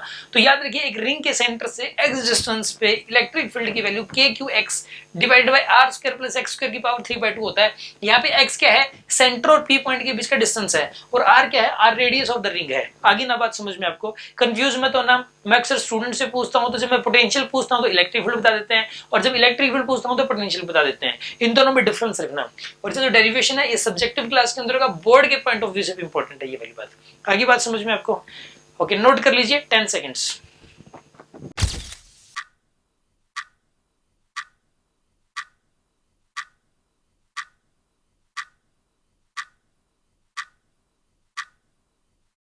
अभी देखिए उसके बाद एक क्वेश्चन अगेन, देखिए एक आर्क है, आर्क प्लस क्यू का चार्ज है आर्क के ऊपर, रेडियस आ रहा है इसका, रेडियस आ रहा है, और angles printed by the arc on the centre है यहाँ पे फाई, ठीक है ना। यहाँ पे एक आर्क है, और यहाँ पे ये जो आर्क है ये फाई का एंगल इसने सबटेंड कर दिया, ठीक है ना, सेंटर के ऊपर, रेडियस इसका आ रहा है, ठीक है ना। यहाँ पे तीन चीजें गिवन है आपको, चार्ज गिवन है, कितना टोटल चार्ज है, ये चार्ज डेंसिटी नहीं है, ध्यान रखना, चार्ज दिया हुआ है, इसका रेडियस दिया हुआ है, और ये सेंटर है। Find potential at centre, question ये है, find V at centre, question ये है। कैसे करना इसको, सुनो आप एक बात बताओ यार, इसमें आप बताइए क्या आंसर होना चाहिए इसका। आप इसका तो आंसर बिल्कुल आसान है, आप कमेंट बॉक्स में टाइप कर सकते हो इसको, ठीक है ना। क्वेश्चन सुन लो क्या है, तब तक आपको टाइम मिल जाएगा इसको सोल्व करने का। एक आर्क है, आर्क बोले तो सर्कल का पार्ट एक, ठीक है, और ये उसका सेंटर है, और रेडियस आर, ये भी आर है, और ये लेंथ भी आर है यहाँ पे, और angle subtended by the arc on the centre phi. आपको सेंटर पर इलेक्ट्रिक पोटेंशियल बताना है कितना होगा, हाँ जी, टाइप करना है आपको कमेंट बॉक्स के अंदर। आपको टाइम दिया जा रहा है 15 सेकेंड्स।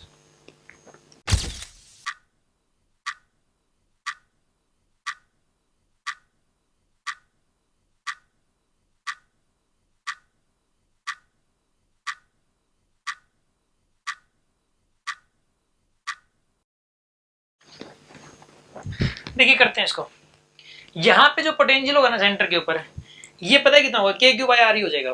के क्यू बाय आर कैसे है, मैंने आपको बताया था कि हमें जिस पॉइंट पर पोटेंशियल निकालना है और पूरा का पूरा चार्ज आर डिस्टेंस पे ही है, तो उस केस में फॉर्मूला यही रहेगा। इसमें इसके छोटे छोटे पीस कर लो यार, और हर पीस आर डिस्टेंस पे है, हर पीस आर डिस्टेंस पे है इसमें, तो पोटेंशियल वही हो जाएगा के क्यू बाय आर। यानी कि जैसे इलेक्ट्रिक फील्ड निकालते वक्त तो आर की वजह से अलग फॉर्मूला था, पॉइंट चार्ज की वजह से अलग फॉर्मूला था, ठीक है, रिंग के केस में तो अलग था, लेकिन यहाँ पे ना मतलब लगभग एक जैसा है सब कुछ, ठीक है ना, ऑलमोस्ट एक जैसा है। तो यहाँ पे पोटेंशियल आएगा, यानी कि फॉर्मूला यही होता है कि electric potential at centre of arc is always equal to K Q by R. ये नोट कर लो, electric potential at centre of an arc is always equal to kq by r, is always equal to kq by r, ठीक है, note कर लीजिए इसको 15 seconds.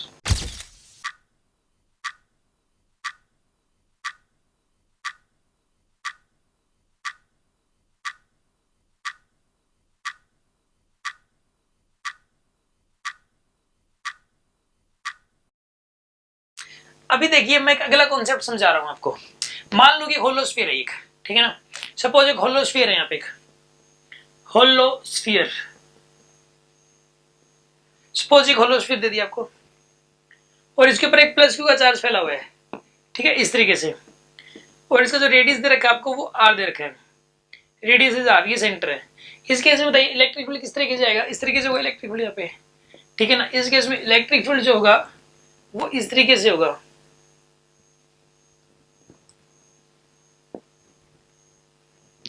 हाँ जी, बात समझ आ रही है आपको। Electric field is like this. अब एक बात बताओ, इसके सेंटर पे पोटेंशियल कितना होगा, पहले तो ये बताओ सेंटर पे के क्यू बाई आर ही आएगा, के क्यू बाई आर, क्योंकि सारा चार्ज आर डिस्टेंस पे है, इस पॉइंट से सारा चार्ज आर डिस्टेंस पे है, तो चाहे भले ये रिंग होता है चाहे भले ही होलोस्फीयर है, सेंटर पे के क्यू बाई कैपिटल आर होगा। अच्छा अब सुनो, अंदर के किसी पॉइंट पे पोटेंशियल कितना होगा ये क्वेश्चन है, और सरफेस पे भी कितना होगा ये क्वेश्चन है। मैं आपको समझाता हूँ, तीनों पे सेम होगा, जितना सेंटर पे है उतना ही अंदर है और उतना ही सरफेस पे है। ऐसा क्यों है, समझो आप बात को, ऐसा क्यों है। अब मुझे एक बात बताइए आप, यहाँ पे जो ना, पहले तो ना ये एक्चुअल में नोट करने वाली बात है कि होलोस्फीयर के सेंटर पे, अंदर के किसी भी पॉइंट पे और सरफेस पे सेम होता है। वो क्यों होता है वो भी हम समझेंगे, पहले इस बात को नोट कर लेते हैं, ठीक है ना। पोटेंशियल लिखो, electric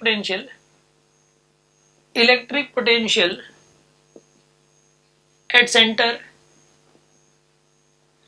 inside and at surface of a holosphere is always same, and that is k q by capital R, इतना होता है।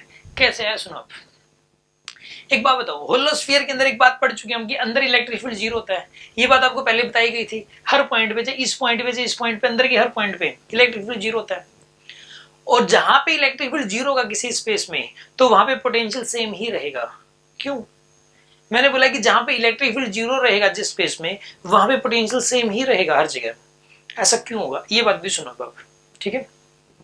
पहले इस बात को नोट कर लें कि if electric field is zero in a particular space, in a particular region, then potential in that region will remain same। ऐसा लिख लेते हैं हम एक बार, ठीक है ना।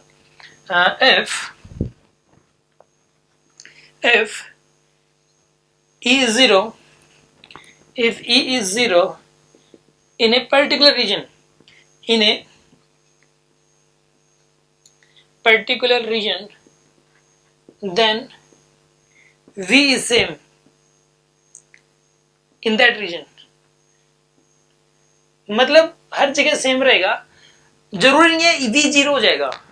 कई सारे स्टूडेंट क्या सोचते हैं कि अगर यहाँ पे E की वैल्यू हर जगह जीरो है तो यहाँ पे V भी जीरो होगा, लेकिन नहीं है, यहाँ पे V जीरो नहीं होगा, जरूरी नहीं है। सुनो अब एक बात बताओ, आप बेसिक डेफिनेशन पे जाओ पोटेंशियल की। पोटेंशियल की डेफिनेशन क्या है कि अगर इन्फिनिटी से लेके यहां तक जिस पॉइंट पे आप निकाल रहे हो उस पॉइंट तक अगर 1 कूलम का चार्ज लेके आ जाए तो जो वर्क करना पड़ेगा उसको कहते हैं इलेक्ट्रिक पोटेंशियल। मैं कहता हूं कि देखो ये P1 पॉइंट है सरफेस के ऊपर, एक P2 पॉइंट है अंदर, और ये सेंटर है, ठीक है। एक P1 पॉइंट है सरफेस पे, एक P2 पॉइंट है इनसाइड, यहाँ मतलब इनके बीच में कहीं, और एक ये सेंटर है। अब अगर कोई एजेंट इन्फिनिटी से लेके P1 तक एक 1 कूलम का चार्ज लेके आता है तो उसे वर्क करना पड़ेगा। क्यों वर्क करना पड़ेगा, और कांस्टेंट स्पीड से लेके आता है। मान लो 1 मीटर पर सेकंड की कांस्टेंट स्पीड से लेके आया तो उसे वर्क करना पड़ेगा। क्यों, क्योंकि इलेक्ट्रिक फोर्स इधर लगेगा, एजेंट का फोर्स इधर लगेगा, तो उसको पॉजिटिव वर्क करना पड़ रहा है। अब देखो मेरा कहना यह है कि P1 से लेके P2 तक उसे कोई वर्क नहीं करना एजेंट को। क्यों वर्क नहीं करना, क्योंकि यहाँ पे कोई इलेक्ट्रिक फील्ड नहीं है P1 से लेके P2 तक, और इलेक्ट्रिक फील्ड नहीं है तो इलेक्ट्रिक फोर्स भी नहीं लगेगा, और इलेक्ट्रिक फोर्स नहीं लगेगा तो एजेंट को भी अपना फोर्स लगाने की जरूरत नहीं है, अपने आप ही कांस्टेंट स्पीड से यहां से लेके यहां तक आ जाएगा। अब देखो स्टूडेंट क्या सोचता है, सर एक बात बताओ, आप क्या कह रहे हो कि P1 से लेके P2 तक अगर 1 कूलम का चार्ज आएगा तो एजेंट को कोई वर्क नहीं करना पड़ा, तो उसे बिना वर्क के ये अपने आप ही आ गया यहाँ पे। हाँ हो सकता है, ऐसा हो सकता है, एक जगह से लेके दूसरी जगह तक चार्ज जा सकता है बिना वर्क किए, अगर वहां पे इलेक्ट्रिक फील्ड जीरो हो तो तो उसे जाएगा कैसे? अरे उसके पास स्पीड है ना यार, अपने आप पहले से स्पीड है 1 मीटर पर सेकंड की। एजेंट जो चार्ज था ना वो यहां से लेके सरफेस तक 1 मीटर पर सेकंड की स्पीड से अपने आप ही आ रहा था, मतलब 1 मीटर पर सेकंड की स्पीड से आ रहा था। और वो स्पीड कांस्टेंट क्यों थी? क्योंकि इलेक्ट्रिक फोर्स इधर था, एजेंट का फोर्स इधर, दोनों दोनों एक दूसरे को कैंसिल आउट कर रहे थे, तो नेट फोर्स 0 बना हुआ था।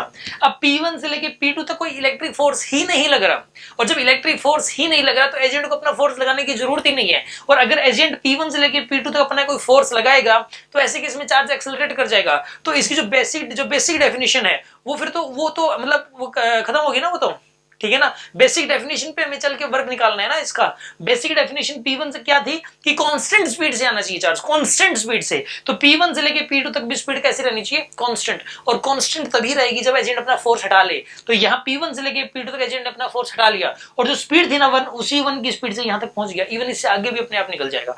मतलब ये हुआ कि P1 से लेके P2 तक एजेंट को कोई वर्क नहीं करना पड़ा, और ऐसे ही P2 से लेके सेंटर तक भी एजेंट को कोई वर्क नहीं करना पड़ेगा, क्योंकि इलेक्ट्रिक फील्ड ही नहीं है। याद रखिए, अगर कहीं पर किसी पर्टिकुलर रीजन में अगर इलेक्ट्रिक फील्ड ना हो तो उस पर्टिकुलर रीजन में एक जगह से लेकर दूसरी जगह तक चार्ज को ले जाया जा सकता है 0 वर्क करके। आगे बात समझ में आपको? मैं ये बात लिख रहा हूं, ठीक है ना। If E is 0 in a particular region, then work done to move a charge from one position to other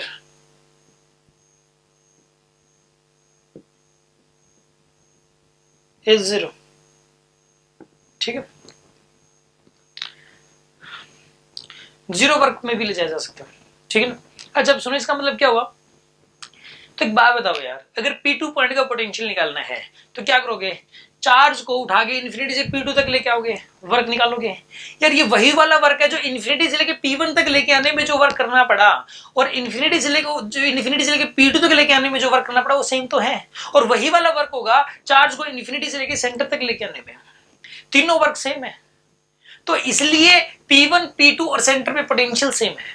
आगे बात समझ में आपको? कि मैंने आपको शुरू में एक बात लिखवाई थी, electric potential at centre, inside and at surface of a hollow sphere is always same and that is K⁻R। Centre पे हमें पता ही था, तो जो सेंटर पे है वही इनसाइड हो जाएगा और वही सरफेस पे भी हो जाएगा। हाँ जी, बात समझ में आ गई होगी आपको? इसको नोट कर लीजिए, 15 सेकेंड्स।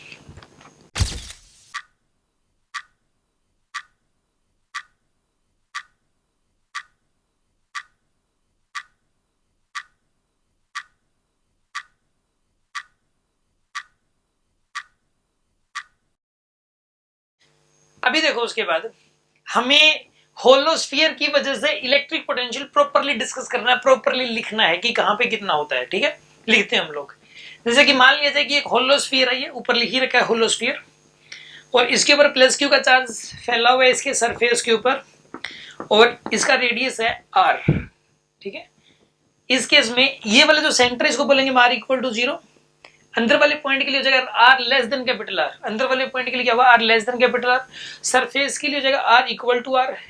और दूर जाओगे, जैसे कोई P पॉइंट है जैसे, तो ये r इस पॉइंट के लिए small r is greater than capital R हो जाएगा। ठीक है, हमें इलेक्ट्रिक पोटेंशियल लिखना है हर जगह पे, सेंटर पे, इनसाइड, सरफेस पे और बाहर। जैसे इलेक्ट्रिक फील्ड लिखते थे कुछ उसी तरीके से।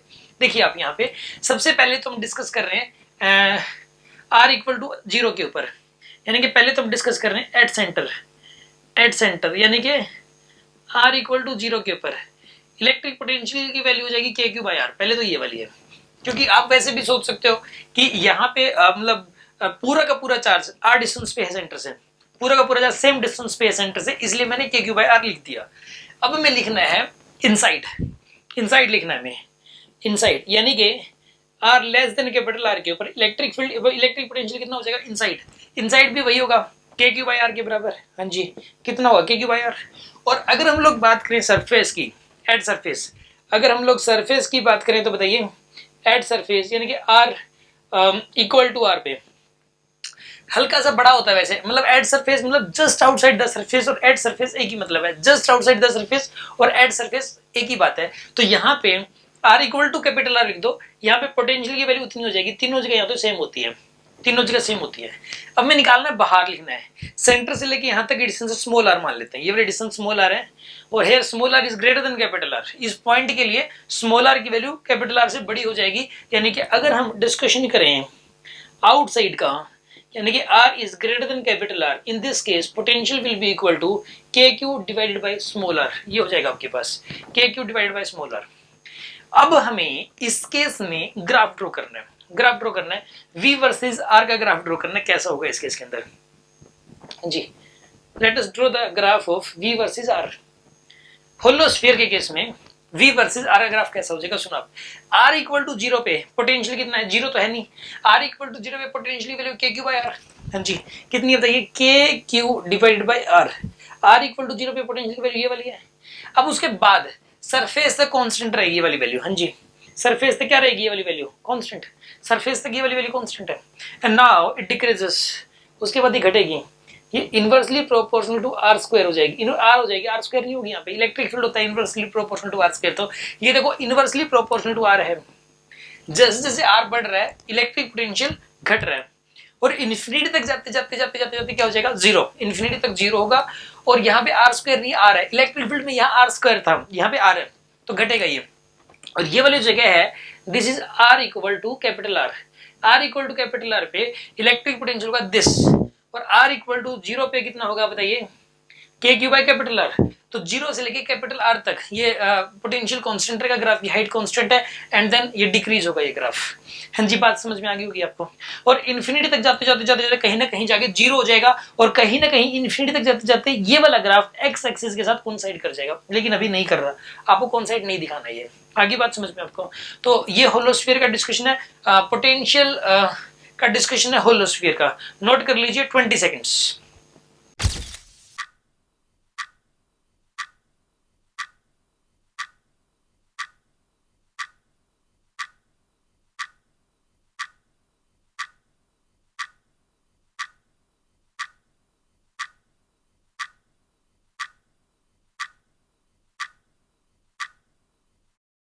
अभी देखिए क्वेश्चन है, एक क्वेश्चन मैं करवा रहा हूं, दो कॉन्सेंट्रिक स्फीयर्स हैं, एक ये वाला एक ये वाला, दो कॉन्सेंट्रिक स्फीयर्स हैं। यहां पे इसका रेडियस है r1 और इसका रेडियस है r2, ठीक है, ये सेंटर है। यहाँ पे चार्ज है Q1 और यहाँ पे चार्ज है Q2 का, ठीक है। इस इनर वाले स्फीयर पे चार्ज कितना है Q1 और आउटर वाले स्फीयर पे चार्ज कितना है Q2 और इसका रेडियस कितना R1 और इसका रेडियस कितना R2, कोसेंट्रिक स्फीयर्स हैं, ठीक है। ये एक P1 पॉइंट है, P1 पॉइंट है और ये एक P2 पॉइंट है। इन दोनों पॉइंट्स पे पोटेंशियल बताने कितना कितना हो जाएगा। हाँ जी, इन दोनों पॉइंट्स के ऊपर पोटेंशियल बताना है। ये क्वेश्चन मैं करके दिखा रहा हूं, उससे नेक्स्ट क्वेश्चन आपको करके दिखाना है। ध्यान से सुनो, दो कॉन्सेंट्रिक स्फीयर्स हैं, एक का रेडियस R1 दूसरे का रेडियस R2, एक के ऊपर चार्ज है प्लस Q1 अंदर वाले पे और बाहर वाले पे प्लस Q2, इसके सरफेस पे है पॉइंट P1, इसके सरफेस पे पॉइंट P2, दोनों पे पोटेंशियल बताना है, मैं करके बता रहा हूं आपको। सुनिए, पहले P1 पॉइंट पे पोटेंशियल लिखते हैं, P1 पॉइंट पे। हाँ जी, एक काम करो, पहले इस वाले स्फीयर की वजह से लिखो, इस वाले स्फीयर को हटा दो, ये मान लो है ही नहीं। तो एक बात बताइए, पहले इस वाले स्फीयर की वजह से कितना हो जाएगा यहाँ का पोटेंशियल, KQ1 बाय R1। हाँ जी, KQ1 डिवाइड बाय में R1, ये आ जाएगा। इस P1 पॉइंट पे इस वाले स्फीयर की वजह से P1 पॉइंट पर पोटेंशियल की वैल्यू इतनी आएगी KQ1 बाय R1, ठीक है। और इसकी वजह से बताना है, ये P1 पॉइंट बताओ, इसके तो अंदर ही है, इसके अंदर है। तो ये आप एक बार इस वाले स्फीयर को भूल जाओ इस वाले स्फीयर को। इस स्फीयर की वजह से खुद के सरफेस पे जितना होगा, इस स्फीयर की वजह से खुद के सरफेस पे जितना होगा, इस स्फीयर की वजह से अंदर भी उतना ही हो जाएगा हर जगह पे। किसी स्फीयर की वजह से उसके सरफेस पे जितना होता है अंदर भी उस स्फीयर की वजह से हर जगह पे उतना ही हो जाता है। तो यहाँ पे इस वाले स्फीयर के सरफेस पे कितना होना चाहिए बताइए, और खुद की वजह से सिर्फ KQ2 बाय R2। तो ये वाला स्फीयर अंदर भी KQ2 बाय R2 का पोटेंशियल पैदा कर देगा, मतलब इतना पोटेंशियल होगा इस वाले स्फीयर की वजह से अंदर भी। तो यहां पर आएगा KQ2 बाय R2, ठीक है। अब हमें निकालना है VP2 की वैल्यू। अब सुनो, VP2, P2 पॉइंट तो दोनों के बाहर है, इसके भी बाहर ही समझ लो। मैंने बोला था ना कि सरफेस पे होना और जस्ट आउटसाइड होना एक ही मतलब है। तो P2 पॉइंट पे निकालना है, तो दोनों चार्जेस को आप सेंटर पे कॉन्सेंट्रेटेड मान लो, ठीक है ना। ये Q1 का चार्ज भी और Q2 का चार्ज भी पूरा सेंटर पे मान लिया, और यहां से लेके यहां तक की डिस्टेंस R2 है। तो क्या आना चाहिए पोटेंशियल बताइए, K इंटू में Q1 plus Q2 divide by R2, ये आएगा P2 पॉइंट पे पोटेंशियल की वैल्यू। हाँ जी, बात समझ आ गई होगी आपको। इसको नोट कर लीजिए 20 सेकेंड्स।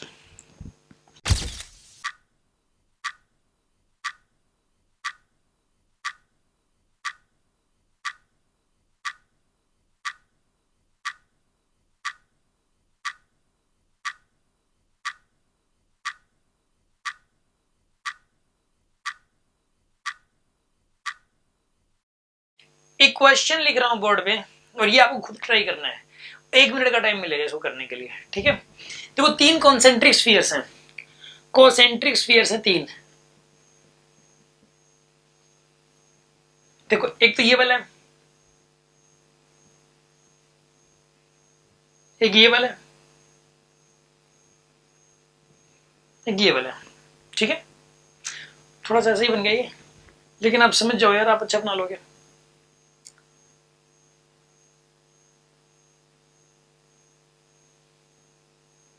ठीक है, इसका रेडियस R, इसका रेडियस है 2R और इसका रेडियस है 3R। इस पे चार्ज है प्लस Q का, इस पे चार्ज है -2Q का और इस पे चार्ज है +4Q, ठीक है। इस पे चार्ज है +Q, -2Q और +4Q। रेडियस R, रेडियस इसका 2R और तीसरे वाले का 3R। ये P1 पॉइंट है इसके सरफेस पे, इसके सरफेस पे P2 पॉइंट और इसके सरफेस पे P3 पॉइंट। इन तीनों पॉइंट्स पे आपको पोटेंशियल बताना है। सुनो आप ध्यान से, यहाँ पे इस वाले स्फीयर पे चार्ज है +Q, इस पे -2Q और इसके ऊपर कितना है +4Q। ये P1 पॉइंट, यहाँ P2 पॉइंट और यहाँ P3 पॉइंट। इन तीनों पॉइंट्स पे पोटेंशियल बताना आपको। Find the potential at P1, find potential eight P2 and find potential eight P3। Solve कर लिए आप, 1 मिनट का टाइम मिल रहा है आपको।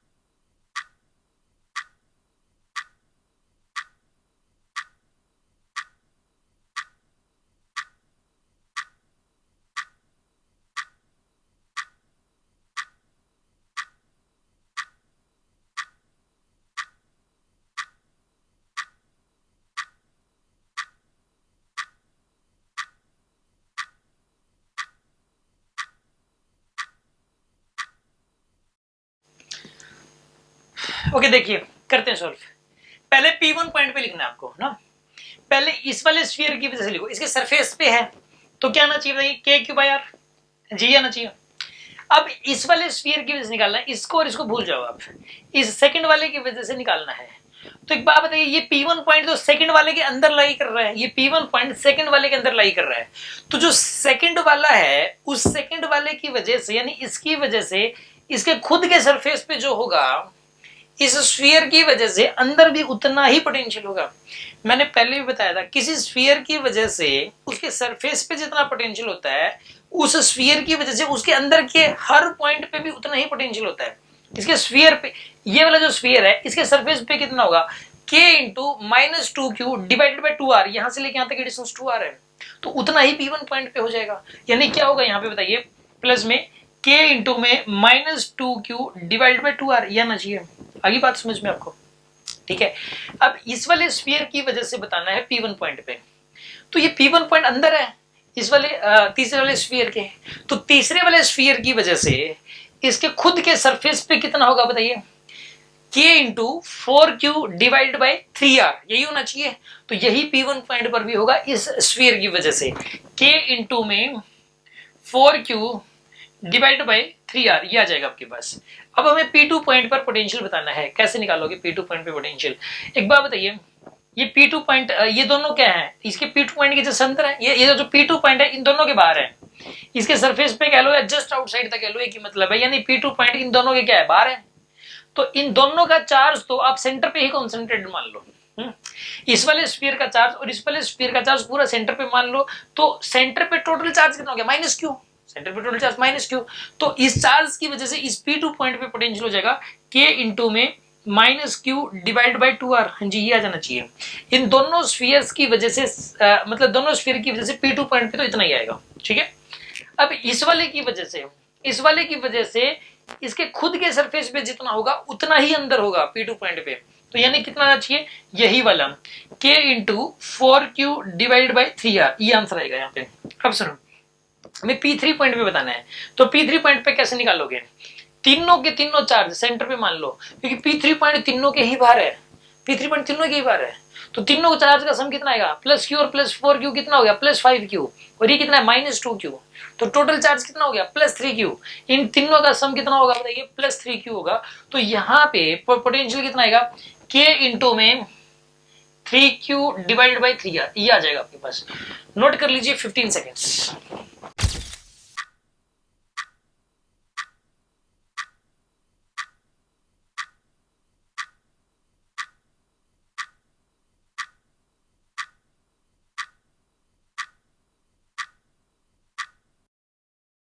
अभी आज की क्लास का लास्ट टॉपिक है electric potential due to solid sphere. In case of solid sphere है, यूनिफॉर्मली चार्ज्ड सॉलिड स्फीयर है।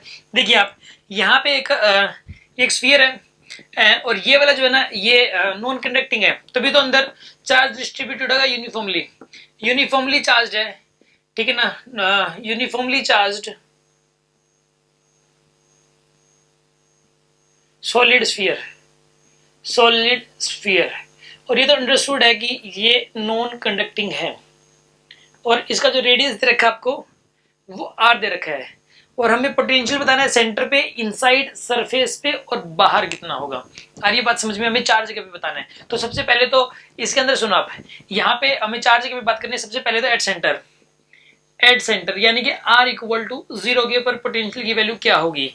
फिर हमें लिखना है इसके अंदर इनसाइड, अंदर क्या होगी, इनसाइड यानी कि R less than capital R पे इलेक्ट्रिक पोटेंशियल की वैल्यू क्या होगी। फिर हमें लिखना है एट सरफेस यानी कि R इक्वल टू R के ऊपर इलेक्ट्रिक पोटेंशियल की वैल्यू क्या होगी।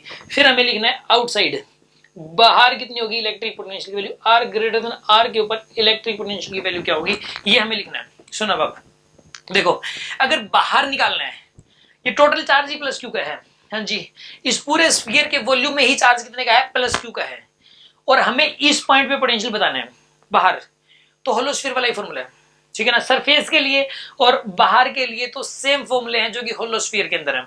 बाहर में क्या था उसका k Q bye small r, तो इसके अंदर भी k Q bye small r है, ठीक है, क्योंकि सारा चार्ज सेंटर पे कॉन्सेंट्रेटेड मान लो और एक पॉइंट चार्ज वाला फॉर्मूला लगा दो फिर, ठीक है, सिंपल सी बात है।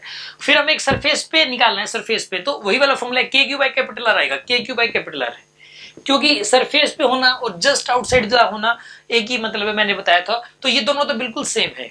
अब सुनो, अब आपको पता है सरफेस पे जो पोटेंशियल है, अब जितना अंदर जाओगे पोटेंशियल बढ़ता जाएगा और सेंटर पे सबसे ज्यादा पोटेंशियल होगा। जितना अंदर जाओगे पोटेंशियल बढ़ता जाएगा और सेंटर पे सबसे ज्यादा होगा। ऐसा क्यों होता है मैं आपको बताता हूँ। एक बात बताइए, बेसिक डेफिनेशन पे जाओ। बेसिक डेफिनेशन क्या थी इलेक्ट्रिक पोटेंशियल की, किसी पॉइंट पे निकालने की, इन्फिनिटी से लेके उस पॉइंट तक 1 कूलम का चार्ज लेके आओ, जो वर्क करना पड़ेगा that is the electric potential. Simple सी बात है। तो अब यहाँ पे इलेक्ट्रिक पोटेंशियल निकालना है तो इन्फिनिटी से लेके पहले यहाँ तक लेके आओगे, वर्क करना पड़ेगा, फिर यहाँ से लेके यहाँ तक भी वर्क करना पड़ेगा, ठीक है ना, यहां से लेके यहां तक कवर करना पड़ेगा, क्योंकि अंदर इलेक्ट्रिक फील्ड है। सॉलिड स्फीयर के अंदर इलेक्ट्रिक फील्ड होता है, मैंने बताया था आपको, सॉलिड स्फीयर के केस में अंदर इलेक्ट्रिक फील्ड था, तो इलेक्ट्रिक फील्ड था तो यहां से लेके यहां तक वर्क करना पड़ेगा ना, और उन दोनों को जोड़ोगे तो ये आंसर आएगा फिर आपके पास, तो यानी कि ज्यादा है ना, और फिर यहां से लेके सेंटर तक तो और भी ज्यादा वर्क करना पड़ेगा, इसलिए सेंटर पे पोटेंशियल सबसे ज्यादा होता है। आपको मैं बता दूं, सेंटर पे जो पोटेंशियल होता है वो सरफेस का 1.5 गुना होता है। सेंटर पे जो पोटेंशियल होता है वो सरफेस का 1.5 गुना होता है, यानी कि 3/2 times of k Q by r होता है। हाँ जी, सेंटर पे पोटेंशियल कितना होगा, सरफेस का 1.5 गुना, 3/2 times of k Q by r। अब ये आपको कैसे आया, कहां से, सुनो, इसमें एक YouTube के ऊपर हमारे चैनल पे ऊपर एक प्लेलिस्ट है एक्स्ट्रा कॉन्सेप्ट्स के नाम से, ठीक है ना, उसके अंदर जो इलेक्ट्रोस्टैटिक्स है आप उसको खोलना, उसके अंदर ही प्रॉपर समझा रखा है, उसमें कैसे कर रखा है मैं आपको बता देता हूँ। हालांकि इसकी जरूरत नहीं है, ना ही कंपटीशन के पॉइंट ऑफ व्यू से और ना ही बोर्ड के पॉइंट ऑफ व्यू से, फिर भी उसके अंदर दे रखा है ये चीज कि आप करें क्या। देखो इसमें कर क्या रखा है कि पहले इन्फिनिटी से लेके यहां तक का वर्क निकाला गया है, W1 मान लेते हैं। फिर यहाँ सरफेस से लेके सेंटर तक का वर्क निकाला गया, उसको W2 मान लेते हैं, और फिर उन दोनों को जोड़ा गया, और जोड़ने के बाद यही निकल के आता है। आगे बात समझ में आपको? अब हमें करना क्या है, यहां से लेके स्मॉल आर डिस्टेंस पे यहां निकालना है, अंदर अंदर निकालना है, ठीक है। तो यहां पे निकालने के लिए क्या किया, इसका जो फॉर्मूला है के क्यू इंटू में 3r² माइनस में स्मॉल r² अपॉन में 2r क्यूब।